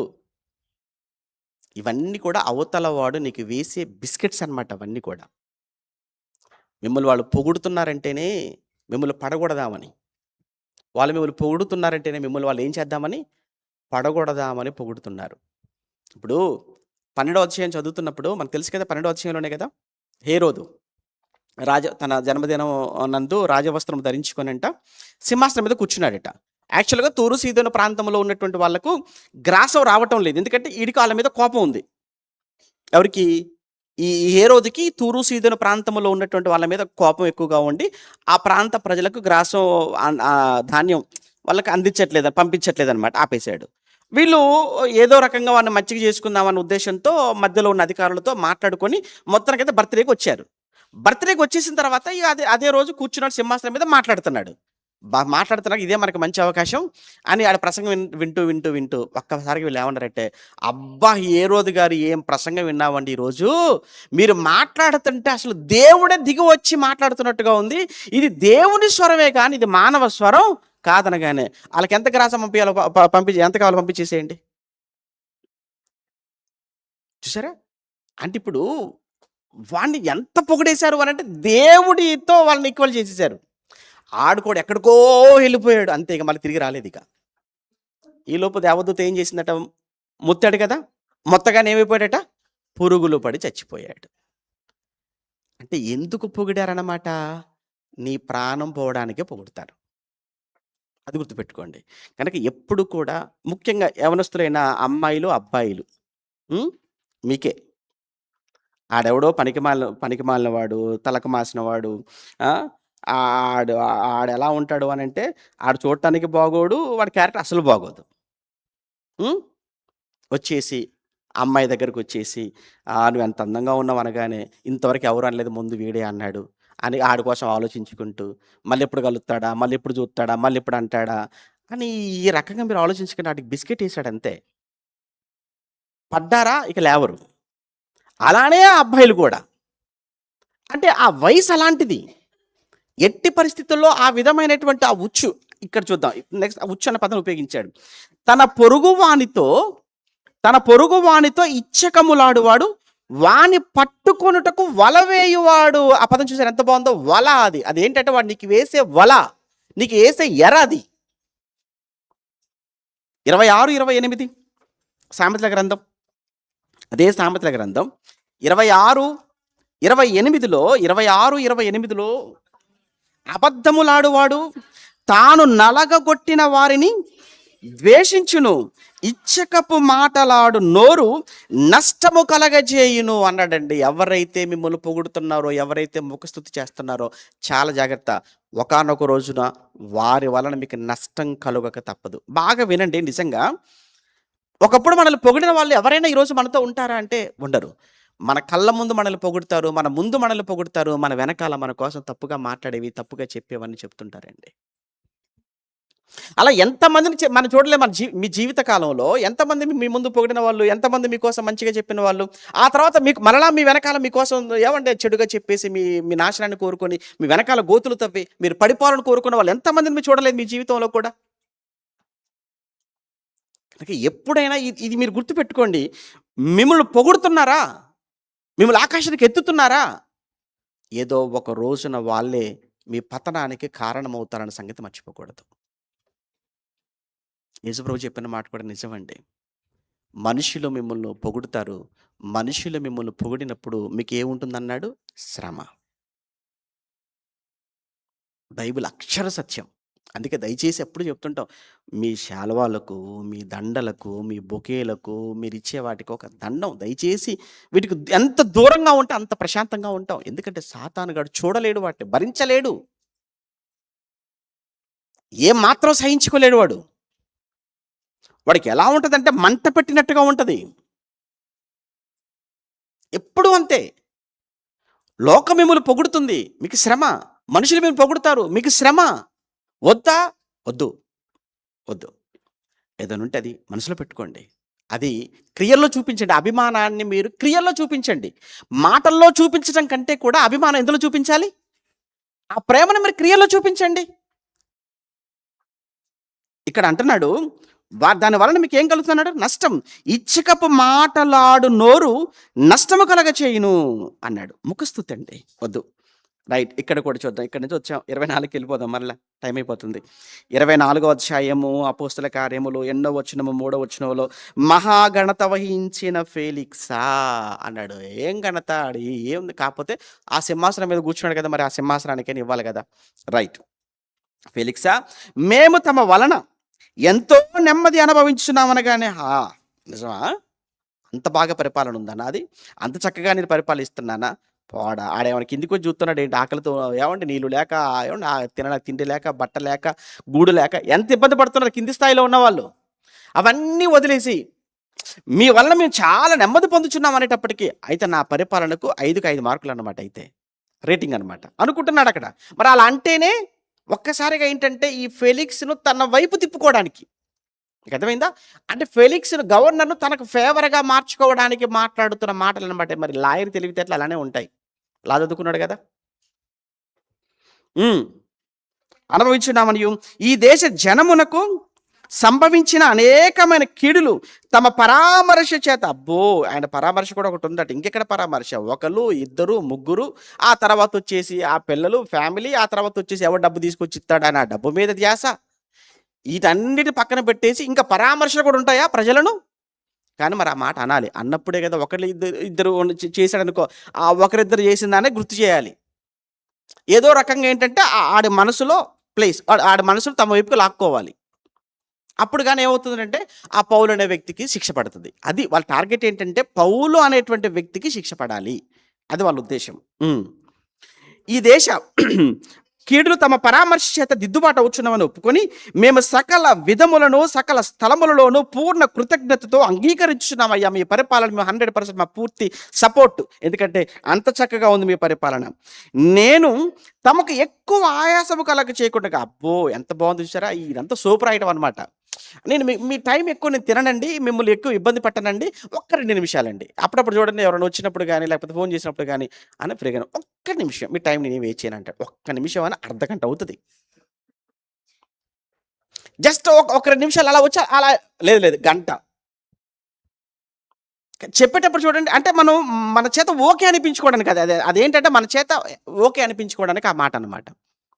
అంటే అప్పుడు ఏమనుకుంటాడు, నన్ను కష్టపెట్టాలనుకోవట్లేదు అనమాట, నా టైం వేస్ట్ చేయాలనుకోవట్లేదు అనమాట. ఎవరు? తెర్తుళ్ళు. అంటే చాలా నా పైన చాలా కన్సర్న్ చూపిస్తున్నాడు, నా పైన చాలా శ్రద్ధ చూపిస్తున్నాడు, నన్ను చాలా నా టాలెంట్ను నన్ను చాలా అర్థం చేసుకున్నాడు అని మొత్తానికైతే ఈ ఫెలిక్స్ మనసులో తెర్తులు చాలా గొప్పగా కనబడాలి. అప్పుడు ఏమవుతుందంటే ఇటు చెప్పిన దాన్ని అతను ఓపికగా వినే అవకాశం ఉంటుంది అనమాట. ఎవరు? ఫెలిక్స్. చూద్దాం, చాలా చక్కగా ఉన్నాయి మాటలు. నేను తమకు ఎక్కువ ఆయాస కలక నేను క్లుప్తంగా, అది కూడా జస్ట్ అంటే 2-3 మాటల్లో చాలా షార్ట్గా నేను మీ ముందు పెడతాను. తమరు ఎప్పటి వలన శాంతముగా వినవలనని నేను మిమ్మల్ని వేడుకొనుచున్నాను అనగానేనండి, ఆడికి ఎలా ఉంటుంది చెప్పండి, ఎంత ప్లీజ్ అయిపోయి ఉంటాడో. ఏంటి ఇంట్రడక్షన్ అదిరిపోయింది, ఉపోద్ఘాతం చాలా బాగుంది ఇంట్రడక్షన్. రైట్. ఈ మనుష్యుడు పీడ వంటి వాడు స్టార్ట్ చేశాడు అంతే. అంటే ముందు అంత ఇంట్రడక్షన్ ఇస్తే ఆ ఫేలిక్స్కు తెర్తుల మీద ఒక మంచి ఒపీనియన్ ఉంటుంది. ఇంత మంచోడు వీడు చూడగానే ఏమన్నాడు, పీడ వంటి వాడు అనగానే వెంటనే ఆ ఫేలిక్స్ మనసులో పౌలుని చూడగానే ఇక్కడ పెద్ద వేస్ట్ కన్నా అని ఆ టైప్ క్రియేట్ చేయాలి. అనిపిస్తుంటుంది కదా లాయర్ అంటే, ఎన్ని తెలివితేటలు కదండి. అంటే చాలా ప్లాంట్గా వచ్చారు. ఈ మనుషుడు పీడ వంటి వాడు అంటే అర్థం ఏంటి? ఒక వైరస్ లాంటి వాడు, ఒక తెగులు లాంటి వాడు, ఒక కరోనా లాంటి వాడు, ఒక ఎబోలా లాంటి వాడు అన్నమాట. వైరస్ పట్టుకుంటూ వదలదు, చంపేస్తుంటది. ఏంటి పౌలు గారు పీడ వంటి వాళ్ళ కనబడుతున్నాడా? సరే చూద్దాం ఇంకేమంటున్నాడు. అంటే వాడు ఎంత చెడ్డవాడు, ఆ మాట పీడ వంటి వాడు అనేటప్పటికీ ఫెలిక్స్లో ఇక పౌలు గారి గురించి కంప్లీట్గా బ్యాడ్, అంటే బ్యాడ్ ఒపీనియన్ అనేది ఆ పౌలు గారి పైన ఆ ఫెలిక్స్ యొక్క మనసులో పెట్టాలి. అంతే కదండి. ఇప్పుడు ఎవరైనా కానీ, ఇగో పెందరన్న తెలుసా, వాడంత దుర్మార్గులు లేడు, వాడంత నీచులు లేడు, వాడంత అవినీతి పరులు లేడు అనగానే, ఆ మాట అనగానే దానికి ముందు మీకు సోపు రాస్తాడు. అప్పుడు ఆ సోపు రాసినప్పుడు ఏముంటుందో వాళ్ళు చెప్పే వాళ్ళ మీద మీకు ఒక మంచి ఒపీనియన్ ఏర్పడుతుంది. ఆ తర్వాత వాళ్ళు ఎవరి కోసం చెప్పాలనుకున్నారో వాళ్ళ కోసం ఒక మాట అనేసరికి అప్పుడు మీ మనసులో అది ఫిక్స్ అయిపోద్ది అనమాట. ఇది తెలివిగా మాట్లాడడం. సేమ్ ఇక్కడ కూడా అదే తెలివితేటలు ఉపయోగిస్తున్నాడు అనమాట. ఈ మనుషుడు పీడ వంటి వాడు భూలోకమందున్న సకలమైన యూదులను కలహమునకు రేపువాడు అన్నాడు. ఏంటంటే భూలోకం సకలమైన యూదుల మధ్యలట గొడవలు పెట్టించేవాడు. ఒక రాజు అంటే దేశంలో, రాజ్యంలో మీరు పరిపాలనలో ఉన్నారయ్యా. రాజ్యం అంతా కూడా మీరు చక్కగా పరిపాలిస్తున్నారు. రోమ సామ్రాజ్యం అంతా కూడా చక్కగా నెమ్మదిగా ఉంది. కానీ ఈ రోమ సామ్రాజ్యంలో నెమ్మదిగా ఉంటే మీ పరిపాలనలో వీడు మధ్యలో వచ్చేసి ఏం చేస్తున్నాడంటే యూదులలో ఒక గలిబిల్ని క్రియేట్ చేస్తున్నాడు. అంటే ఆ రాజ్యంలో ఏమంటారు అప్పుడప్పుడు చూడండి, శాంతి భద్రతలు అంటారు కదా, గలిబిలి కలవరాన్ని ప్రజల మధ్య కలహాలకు కారణమవుతున్నాడు అనగానే వెంటనే అమ్మ ఇది శాంతి భద్రతలకు విఘాతాన్ని కలిగించే విషయం, ఇది ఎట్టి పరిస్థితుల్లో కూడా ఈ విషయాన్ని మనం సహించకూడదు, అంటే ప్రజలు నెమ్మదిగా ఉండటం వీడికి ఇష్టం లేదనమాట అని ఆ విధమైనటువంటి కేసు అతని మీద పెట్టాలి, సెక్షన్స్.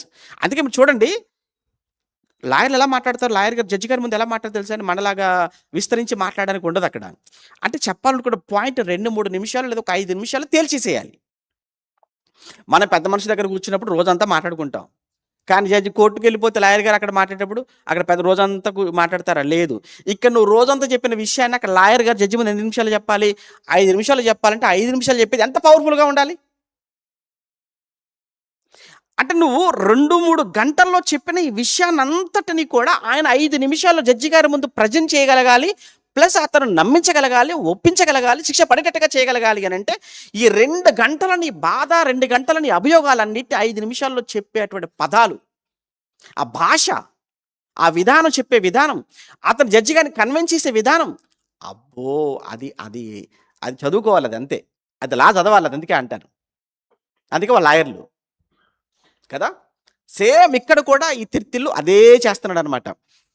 మళ్ళీ ఇంకోటి, ఏది పడితే కరెక్ట్గా ఏ పాయింట్ మాట్లాడితే అతను కన్వే అవుతాడు, ఏ పాయింట్ మీద స్ట్రెచ్ చేసి మాట్లాడితే అతను శిక్ష పడుతుంది అనేది కూడా సెక్షన్లు కూడా చూసుకోవాలి కదా, అదనమాట.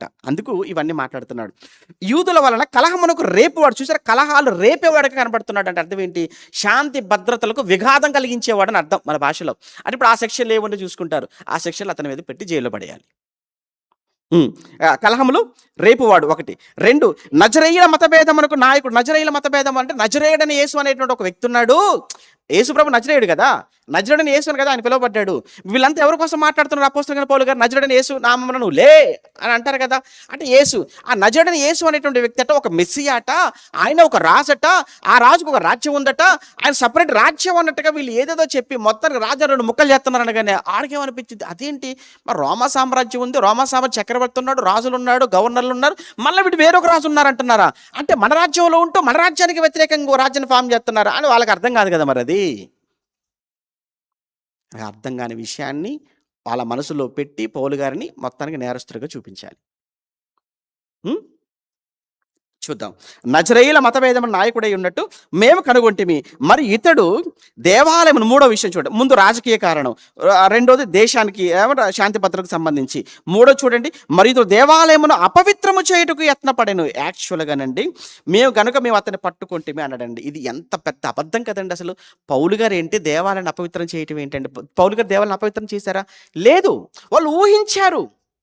త్రోఫిమ్ అనే వ్యక్తి పౌలు గారితో పాటు దేవాలయంలోకి వెళ్ళాడని అనుకున్నారు వాళ్ళు. కానీ వాస్తవానికి ఆయన దేవాలయంలోకి అన్యుని తీసుకొని వెళ్ళలేదు. కానీ అక్కడ నుంచి ఇక్కడ వరకు కూడా పౌలు గారి మీద ఈ అభియోగాన్ని అలానే మోపుతున్నారు. అన్ని అబద్ధపు, అన్ని ఫాల్స్ కేసెస్, అన్ని ఫేక్లు, ఇవన్నీ కూడా ఒక్కటి కూడా నిజం కాదు.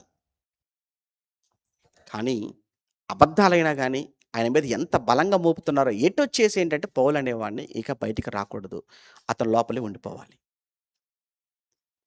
సరేలేండి, రాత్రి మనం చెప్పుకున్నట్టుగా ఎవరు ఎన్ని మాట్లాడితే, ఎవరు ఎన్ని చేస్తే ఏంటి, దేవుడు ఆయనతో పాటు ఉన్నాడు అనేటువంటి ఒక భరోసా ఇచ్చాడు కదా, అది ఆయనకి బలం. తర్వాత చూద్దాం.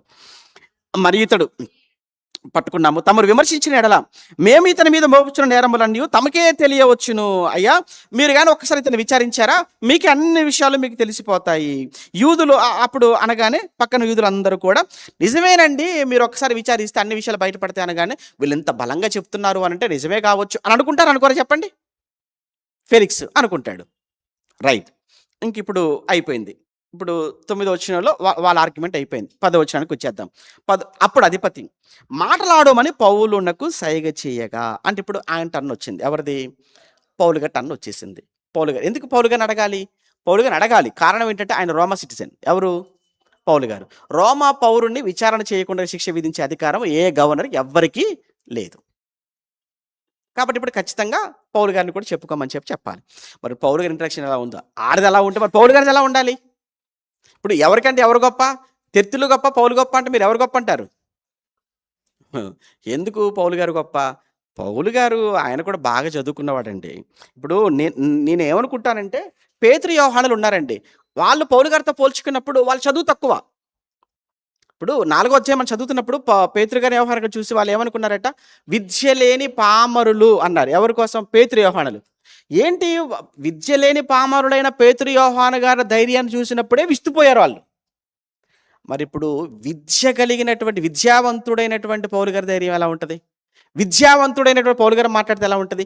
విద్య లేని పామరులైన పేతురు, యోహానులు మాట్లాడితేనే గజగజ వణికిపోతే, విద్యావంతుడైనటువంటి పేతురు గారు పౌలు గారు మాట్లాడుతుంటే ఎలా ఉండాలి?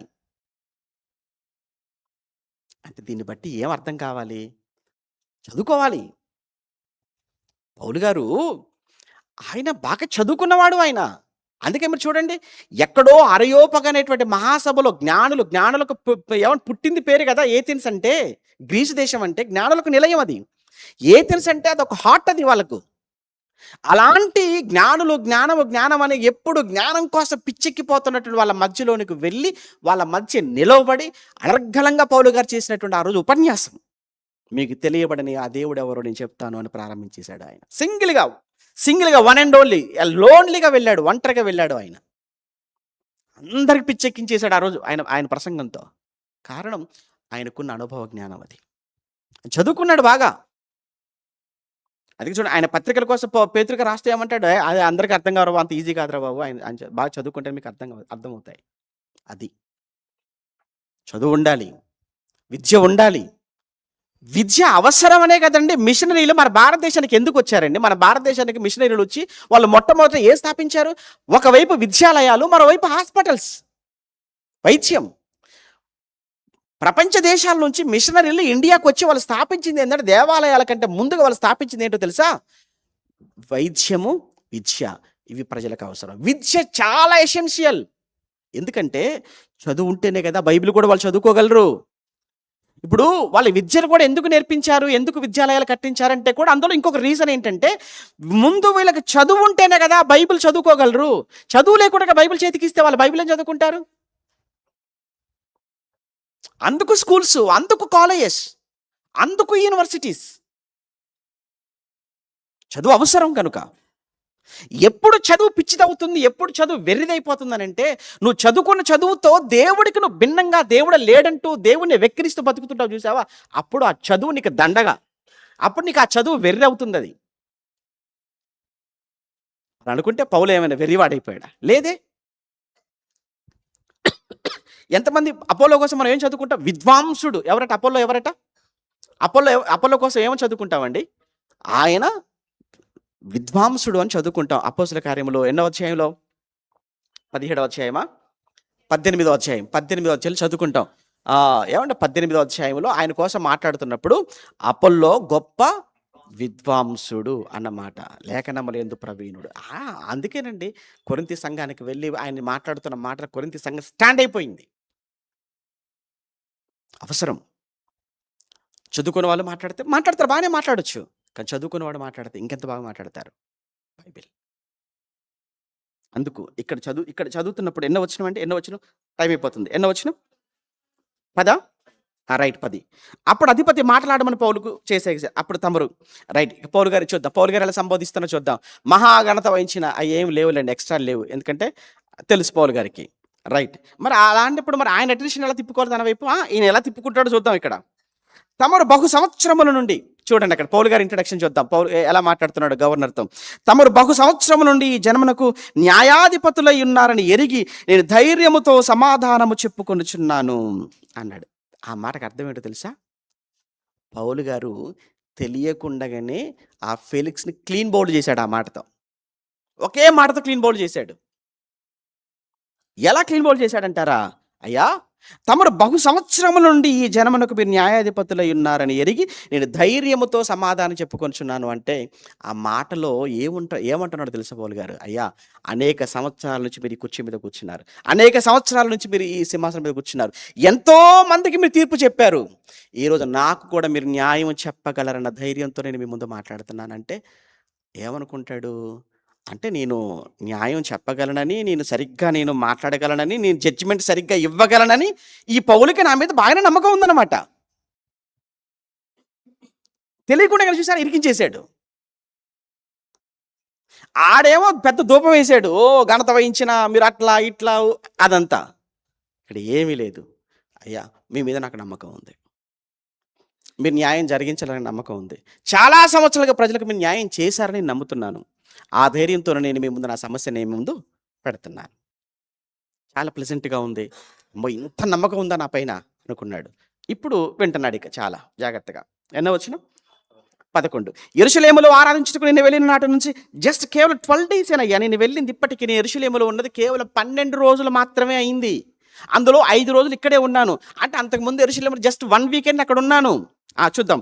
12 దినములు మాత్రమే అయినదని తమరు విచారించి మీరు తెలుసుకోవచ్చు. నెంబర్ 1. 2. దేవాలయములోనేమి, సమాజ మందిరములోనేమి, పట్టణంలోనే నేను ఎవరితో తర్కించుటయేనను, జనులను గుమికూర్చి ఉండుటయేనను వారు చూడలేదు. ఈ 12 రోజుల్లో వారు మోపిన ఇవన్నీ ఎలా చేయగలను? మీరే ఆలోచించండి. ఎందుకంటే ప్రజలందరినీ పోగు చేయాలి అని అంటే, వాళ్ళందరితో మాట్లాడాలంటే, వాళ్ళందరినీ ఆ వైపు తిప్పుకోవాలంటే, వాళ్ళందరినీ రేపాలి అని అంటే, ఇవన్నీ 12 రోజుల్లో సాధ్యమయ్యే పనులా? అందులో 5 రోజులు ఇక్కడే ఉన్నాను.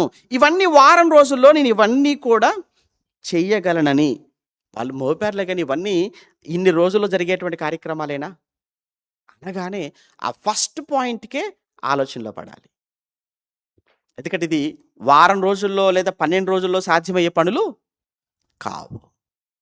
అక్కడ దొరికిపోయారు వాళ్ళంతా కూడా పౌలు గారికి. రైట్, తర్వాత చూద్దాం 13లో. మరియు వారు ఇప్పుడు నా మీద మోపు నేరములు తమకు రుజువు పరచలేరు. కండిషనల్గా కఠినంగా చెప్పేశాడు. అయ్యా, వాళ్ళు ఎన్నైనా మోపగలరు. ఏమంటే ఒక మనిషి మీద నింద వేయటం సులువండి. మళ్ళీ చెప్తున్నాడు, ఒక మనిషి మీద నింద వేయటం ఎంతసేపు అని? నింద వేయటం అనేది చాలా ఈజీ. నిందలు ఎన్నైనా వేయచ్చు.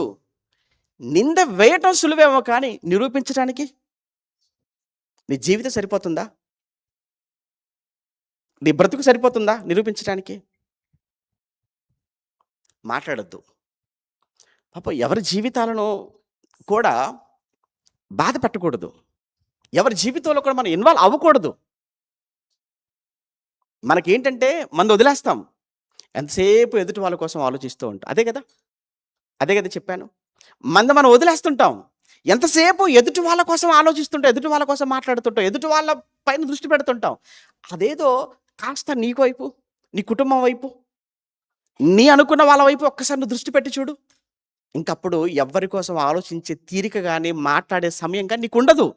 ఎందుకంటే మన వైపు బోలెడన్ని ఉంటాయి సరి చేసుకోవాల్సినవి, మన వైపు చాలా ఉంటాయి సరి చేసుకోవాల్సినవి. మనది మనకే సరిపోదు. ఇంక ఎవరి కోసమో మనం ఏం మాట్లాడగలం? అది ఇక్కడ ఆ మాటల్లో ఉన్న ఇంటెన్షన్ అన్నమాట. ఎన్నో వచనం? 14. ఆ ధర్మశాస్త్రమందును ప్రవక్తల గ్రంథముల యందును వ్రాయబడినవన్నీ నమ్మి నీతిమంతులకును అనీతిమంతులకును పునరుత్థానం కలగబోచున్నది వీరు నిరీక్షించినట్టు. అవునయ్యా, వీళ్ళు ఏ నిరీక్షణతో అయితే ఉన్నారో నేను కూడా అదే నిరీక్షణతో నేను ఉన్నాను. నేను కూడా దేవుని యందు నిరీక్షణ ఉంచి వారు మతభేదమని పేరు పెట్టు ఈ మార్గము చొప్పున నా పితరుల దేవుని సేవించున్నానని తమ ఎదురు ఒప్పుకొంచున్నాను. అవునయ్యా, వాళ్ళు యేసును ఒప్పుకోలేదు. మెస్సియా వచ్చాడు. ఆ వచ్చినటువంటి మెస్సియా ఆయన సంగతి వాళ్ళు ఒప్పుకోక అంగీకరించక ఆయన సెలవు వేసేశారు. మేము ధర్మశాస్త్ర గ్రంథంలో నుంచి ఆయన మెస్సియా అని నేను ధర్మశాస్త్ర వ్యతిరేకంగా మాట్లాడలేదు. ధర్మశాస్త్రం ఏ మెస్సియా కోసం అయితే చెప్పిందో ఆ మెస్సియా కోసం చెప్పిన ప్రవచనాలన్నీ కూడా యేసులో నెరవేరాయి. కాబట్టి నెరవేర్చిన యేసును చూసి ఇతనే మెస్సియా, మనం ఎవరి కోసం కనిపెట్టాల్సిన పని లేదు. ఇంకా మనం అందరం కూడా ఇతనే మన రాజుగా అంగీకరించాలని చెప్తున్నాను. అది వాళ్ళు అంగీకరించలేదు. అంతకు మించి నేను వారి విషయంలో ఏ విధమైన తప్పు నేను చేయలేదు. క్లియర్, నిజమే కదా అది. ఇప్పుడు పౌలు గారు ఇంకోటి చూడండి, పౌలు గారు ఎక్కడికి వెళ్ళి సమాజ మందిరాలకు వెళ్ళేవాడని మనం మాట్లాడుకున్నాం గతంలో. సమాజ మందిరాలకు వెళ్ళి అక్కడ వాదించాడు, ఒప్పించాడు మనం చదువుకున్నాం. కానీ యెరూషలేములో ఎక్కడ కూడా ఆయన వాదించి తర్కించి ఒప్పించడానికి అసలు లేని సమయం కూడా లేదు కదా ఆయనకు. కానీ ఈయన మీద ఎన్ని అభియోగాలు మోపుతున్నారు చూడండి. సరే చూద్దాం.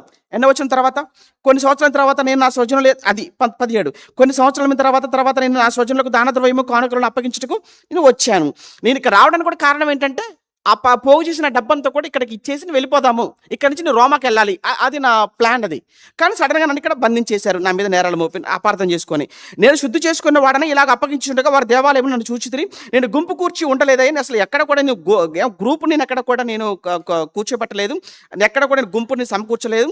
నా వల్ల అసలు అల్లరే జరగలేదు. ఆసియా నుంచి వచ్చిన కొందరు యూదులు దీని వెనకాల ఉన్నారు. విచిత్రం ఏంటంటే, కొందరు ఆసియా నుంచి వచ్చిన యూదులు చూశారు పౌలు గారిని అక్కడ. వాళ్ళు తప్పుగా అనుకున్నారు. వాళ్ళు గొడవ స్టార్ట్ చేశారు. విచిత్రం ఏంటంటే, ఇప్పుడు వాళ్ళే లేరు. అక్కడ ఏ ఆసియా నుంచి వచ్చిన యూదులు ఊహించుకొని పౌలు గారు త్రోఫిమును తీసుకొని లోపలికి వెళ్ళి దేవాలను అపవిత్రపరిచాడని గలిబిలికి ఎవరైతే కారణమయ్యారో 21వ అధ్యాయంలో, వాళ్ళు లేరు ఇప్పుడు ఇక్కడ కైసరియలో వచ్చిన దాంట్లో. వాళ్ళు సైడ్ అయిపోయారా వెళ్ళిపోయారో తెలియదు, కానీ దాన్ని పట్టుకొని వీళ్ళు ఏలాడుతున్నారు మిగతా వాళ్ళు. విచిత్రం ఏంటంటే, నిన్ను రేపిన వాడు ఎవడైతే ఉన్నాడో, నీకు చెప్పిన వాళ్ళు ఎవరైతే ఉంటారో తప్పుడు సమాచారం, వాళ్ళు స్కిప్ అవుతారు. అది నీకు తెలిసి తెలియక నువ్వు మాట్లాడుతావు చూసావా, నువ్వు దొరికిపోతావు అడ్డంగా ఎక్కడో ఒక చోట. నువ్వు బుక్ అయిపోతావు. అందుకే చాలా ప్రమాదం. ఒక మాట మన నోటి నుంచి బయటికి వెళుతుంది అనంటే, ఒక సమాచారం మన దగ్గర నుంచి మరొక దగ్గరికి మనం పంపుతున్నాము అనంటే, చాలా ఒళ్ళు దగ్గర పెట్టుకొని సమాచారాన్ని ఫార్వర్డ్ చేయండి. అది తప్పుడు సమాచారం అయితే వ్యక్తిని బాధపెడుతుంది, కుటుంబాన్ని బాధపెడుతుంది. అవసరమైతే ఆ వ్యక్తి ప్రాణాలు పోవటానికి కూడా సమాచారం ఏమవుతుంది, కారణమవుతుంది. అందుకే బీ కేర్ఫుల్, చాలా జాగ్రత్తగా ఉండాలి. ఒక సమాచారాన్ని మనం పాస్ చేసేటప్పుడు, ఒక మెసేజ్‌ని మనం ఫార్వర్డ్ చేసేటప్పుడు, అది ఏ విధమైన మెసేజ్ మనం ఫార్వర్డ్ చేస్తున్నాం, దేన్ని మనం సమాచారాన్ని మనం ఇస్తున్నాం అవతల వాళ్ళకు, అది చాలా జాగ్రత్తగా చేయాలి. ఇక్కడ కూడా చూడండి, వాళ్ళు లేరు ఈరోజు. అసలు గొడవలకు కారణం ముందు ఎవరైతే వాళ్ళు పోయారు, మిగతా వాళ్ళంతా అక్కడ ఉండిపోయారు. అదే చెప్తున్నాడు ఆయన. గుంపు కూర్చి ఆసియా నుంచి వచ్చిన కొందరు యూదులు ఉన్నారు. నా మీద వారికి ఏమైనా ఉన్న ఎడల వారే తమ సన్నిధికి వచ్చి నా మీద నేరం వాళ్ళు కదా మోపాలి, వారు కదా మోపాలి. విచిత్రంగా వాళ్ళు రాలేదు అసలు. లేదా నేను మహాసభ ఎదుట నిలిచి ఉన్నప్పుడు మృత పునరుత్థానం గురించి నేడు వారి ఎదుట విమర్శింపబడుచున్నానని వారి మధ్య నిలబడి నేను బిగ్గరగా చెప్పిన ఈ యొక్క మాట విషయమే తప్ప నా యందు, అంటే 23వ అధ్యాయంలో ఆ మహాసభలో పరిసయ్యులకు సద్దూకయ్యులకు మధ్య పౌలు గారు గలిబిలి, అంటే నేను పరిసయ్యుల సంతతిలో మీరు ఏదైతే నమ్ముతున్నారో ఆ విషయంలో నేను విమర్శింపబడుతున్నాను ఒక మాట అన్నాడు కదా. దాంతో 2 గ్రూపులకు విడిపోయారు కదా. ఆ ఒక్క విషయంలో తప్ప నేను ఇంకే తప్పు చేయలేదు. అది కూడా తప్పు కాదు, వాస్తవం చెప్పుకున్నా నేను. అది ఇక్కడ మాట్లాడుతున్నాడు అనమాట. నేను ఏ నేరమైన కనుగొనేలా ఉంటే వీరైనా ఇగో వచ్చారు కదా, వాళ్ళు చెప్పమనండి. పోనీ ఇంకా ఇది కాక నా విషయంలో వాళ్ళు ఏదైనా నేరం చేశాను అనుకుంటే రుజువు చేయమనండి, ప్రూఫ్ చూపించమనండి. ఛాలెంజ్ చేశాడు. 22 ఫేలిక్స్ ఈ మార్గముల గురించి బాగుగా ఎరిగిన వాడై, అంటే అప్పటికే యేసుక్రీస్తు లేదా క్రీస్తు మార్గాన్ని గురించి అతనికి బాగా తెలుసట. ఎలా తెలుసుండొచ్చు, బహుశా మేబీ ఎలా తెలుసుండొచ్చు, తెలిసుండే అవకాశం ఎలా ఉంది అని అంటే, బహుశా ఇతను మనం అనుకోవడం ఏంటంటే, కొర్నేలు ఉన్నాడు కదా, కొర్నేలు కూడా ఎవరు, శతాధిపతి కదా, ఆయన కూడా ఎక్కడున్నాడు, కైసరిలోనే ఉన్నాడు కదా. కాబట్టి ఈ బహుశా ఆ కైసరిలో ఉన్నటువంటి శతాధిపతి అయిన కొర్నేలు ద్వారా ఏమైనా అతనికి ఏమైనా సమాచారం క్రీస్తుని గురించి వెళ్ళిందా, ఒకటి. రెండవది, ఫిలిప్ కూడా ఎక్కడున్నాడు, ఆ 7గురిలో ఒకడైన ఫిలిప్ కూడా ఎక్కడున్నాడు, కైసరిలోనే ఉన్నాడు. కనుక ఫిలిప్ చెప్పిన సువార్త ద్వారా వెళ్ళిందా, లేదంటే అక్కడ ఉన్నటువంటి శతాధిపతిగా ఉన్నటువంటి సైన్యంలో ఉన్నటువంటి ఆ కొర్నేలు ద్వారా ఈ ఫెలిక్స్కు యేసుక్రీస్తుని గురించి సమాచారం వెళ్ళిందా, మనకు తెలియదు. అయితే ఇక్కడ ఇంకొక ఛాన్స్ కూడా ఏంటంటే, అక్కడ తర్వాత చెప్తుంటాడు, ఇక సహస్రాధిపతి అయిన అప్పుడు బాగా ఎరిగిన వాడై సహస్రాధిపతి అయిన లూసియా వచ్చినప్పుడు మీ సంగతి నేను విచారించి తెలుసుకుందని చెప్పి విమర్శ నిలుపు చేశాను. చాలా తెలివిగా ఏంటంటే, ఇప్పుడు వాళ్ళ వైపుగా చెప్పకుండా వాళ్ళ వైపు చెప్తేనేమో ఇక్కడ ఏమైపోతుందనంటే, ఇక్కడ ఇతను రోమా పౌరసత్వం కలిగిన వాడు, చూస్తుంటే ఏ నేరం కూడా ఇతను ఎందుకు కనపడలేదు. అలా అని పౌలు గారిని వాళ్ళకి అప్పచెప్పలేడు. అలా అని చెప్పేసి అని పౌలు గారు పక్షాన మాట్లాడితే వాళ్ళంతా కూడా ఎవరు, యూదులు, మెజారిటీ పక్షం వాళ్ళే ఉన్నారు యూదులు. అందులో మతం కూడా వాళ్ళదే అధికారిక మతం, మెజారిటీ ఉన్నారు. రేపొద్దున ఏదైనా వాళ్ళు తిరుగుబాటు చేసే అవకాశం ఉంటుంది, మత రాజకీయం. కాబట్టి తెలివిగా ఏం చేశాడు అని అంటే, సరేలేండి ఈ విషయాన్ని నా దగ్గర పంపించింది ఎవరు, లూసియా కదా, సహస్రాధిపతి కదా, అతను వచ్చినప్పుడు ఈ విషయాన్ని మరొకసారి విచారం చేద్దామని జాగ్రత్తగా దాన్ని ఏం చేశాడంటే ఆపేశాడు. ఇది ఎవరు చేసిన పని, గవర్నర్ గారు చేసిన పని అనమాట. ఎవరు, మహాఘనత వహించిన ఫేలిక్స్ చేసిన పని అనమాట. చూద్దాం. ఎన్నో వచనం. మరియు అతన్ని విడిగా కావలిలో ఉంచి ఎవరిని? పౌలు గారిని.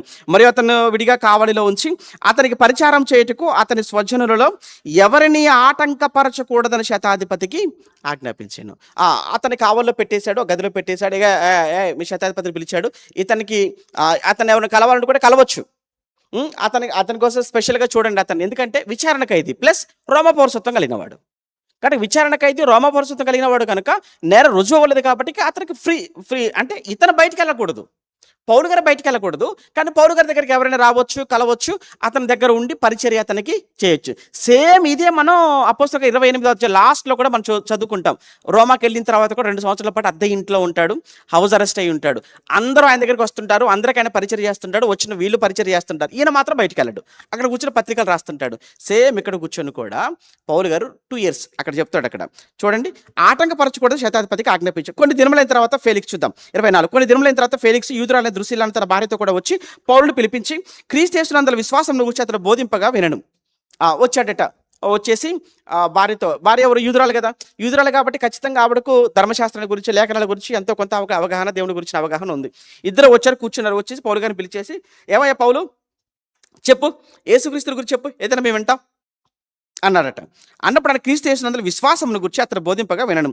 అప్పుడు అతను నీతిని గురించి మాట్లాడుతున్నాడు. పౌలు గారు సరిగ్గా ఫస్ట్ టాపిక్ ఏంటంటే నీతి అన్నాడు. ఆడికి నీతి లేదు వాడికి. ఎవరికి?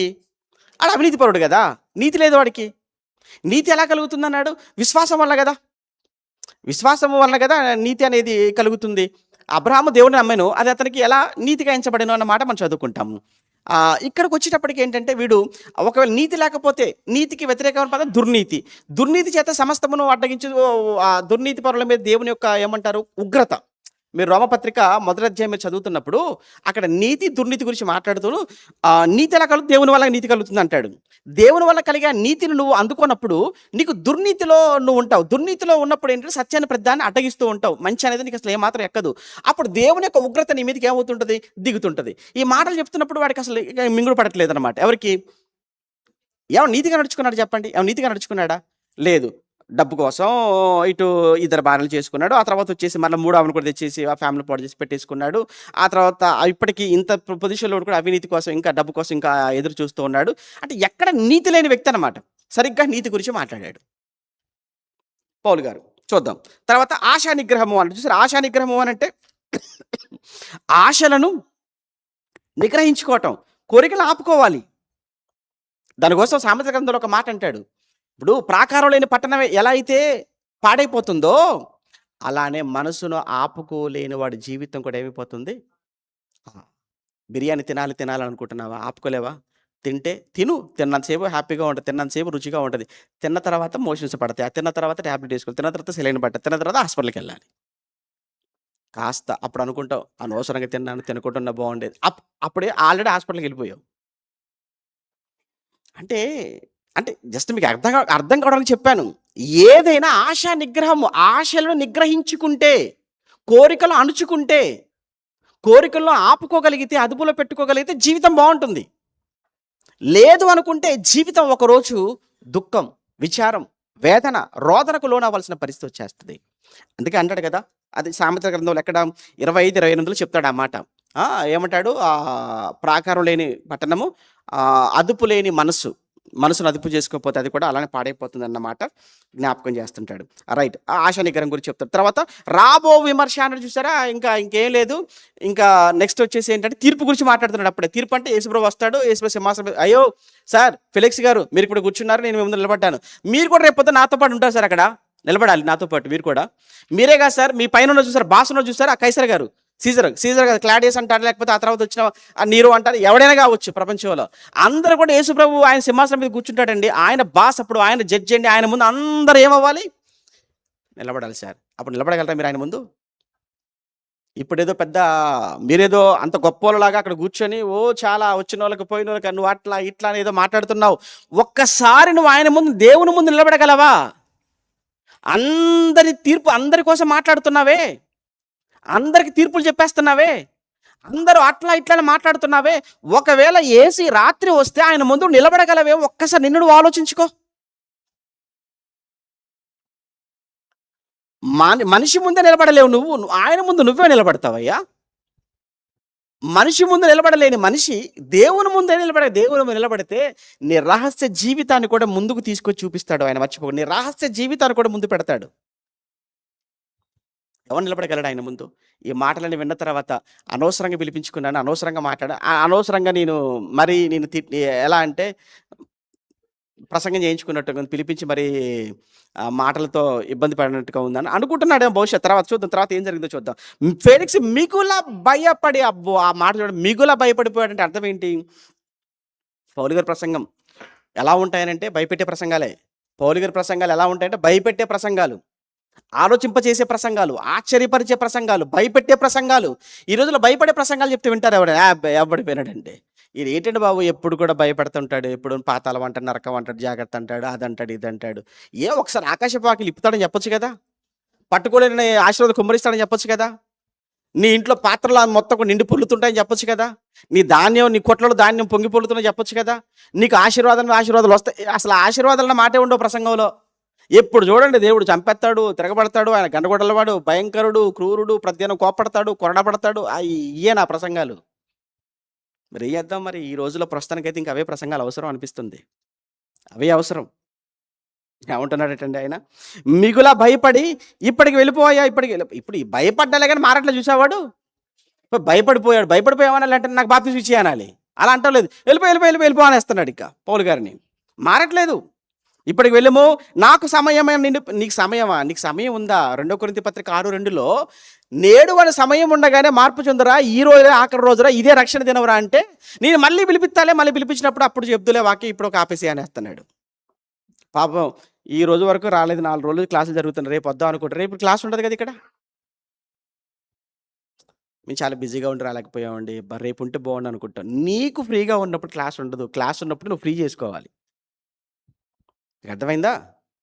క్లాసులు ఉన్నప్పుడు నువ్వు ఫ్రీ చేసుకోవాలి తప్ప నీ ఫ్రీ టైంలో క్లాసులు ఎందుకు పెడతారు? యెహోవా మీకు దొరుకు కాలమందు అన్నాడే కానీ, యెహోవా మీకు దొరుకు కాలమందు అన్నాడు. నువ్వు దొరికే కాలమందు ఆయన దొరకడు. ఆయన దొరికే కాలంలోనే నువ్వు ఆయన దగ్గరికి రావాలి. క్లాసులు ఉన్నప్పుడు నువ్వు అన్ని ఫ్రీ చేసుకొని వచ్చి కూర్చొని వినాలి, నేర్చుకోవాలి ఆసక్తి ఉంటే. అంతేగాని అబ్బా ఈరోజు ఫ్రీగా ఉన్నాను, ఈరోజు క్లాస్ ఉంటే ఎంత బాగుండేదో అనుకుంటారు చాలామంది కదా.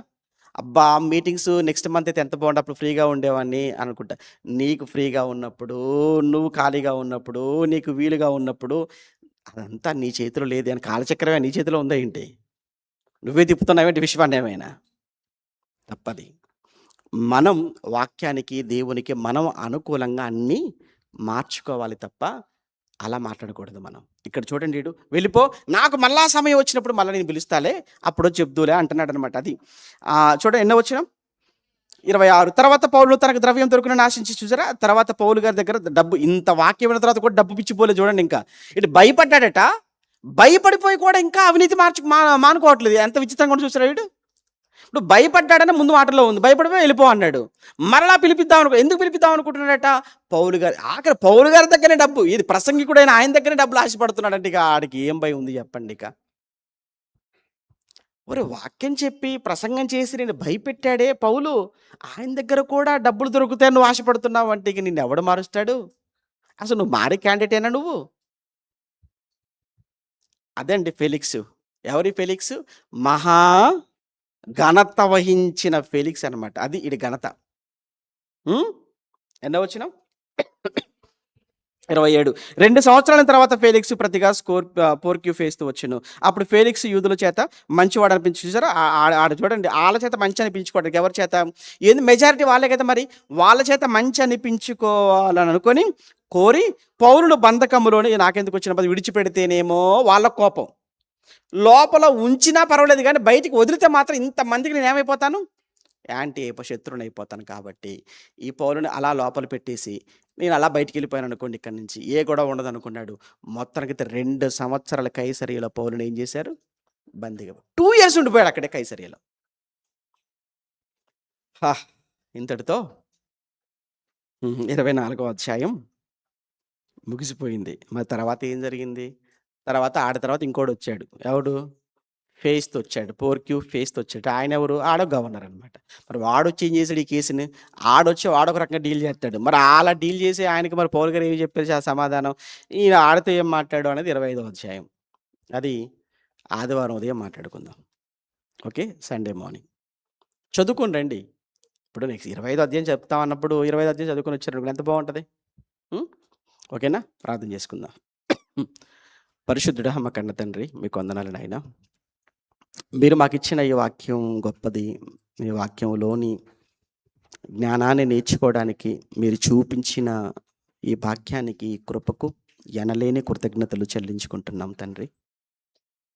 భవిష్యత్తు ఏమై ఉన్నదో మీకు మాత్రమే తెలుసు. మా జీవితాలను మీ చేతికి అప్పగించుకుంటున్నాం.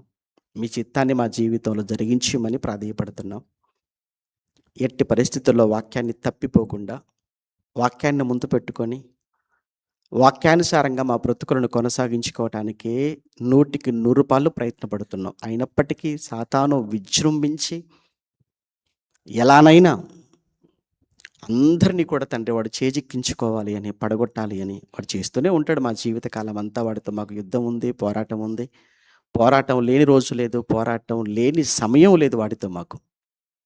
మేమందరం కూడా మీ వాక్య ఖడ్గాన్ని ధరించుకొని ఎప్పటికీ అన్ని విషయాలలో వాడితో మేము పోరాటం చేస్తూ ప్రతి విషయంలో మేము గెలుస్తూ మిమ్మల్ని గెలిపిస్తూ మా జీవితాలను పరలోకానికి తండ్రి నడిపించుకునేటువంటి ధన్యతను మాకు ప్రసాదించమని కోరుతూ రేపటి దినాన్న మరి ముదిగొండలో జరగనైనటువంటి చివరి సభలో మాట్లాడడానికి కావలసిన బలమును శక్తిని ప్రసాదించమని వెళుతున్న మీ పిల్లలను క్షేమంగా తీసుకుని వెళ్ళండి. క్రీస్తు నామని ప్రార్థన అడుగుతున్నాము తండ్రి.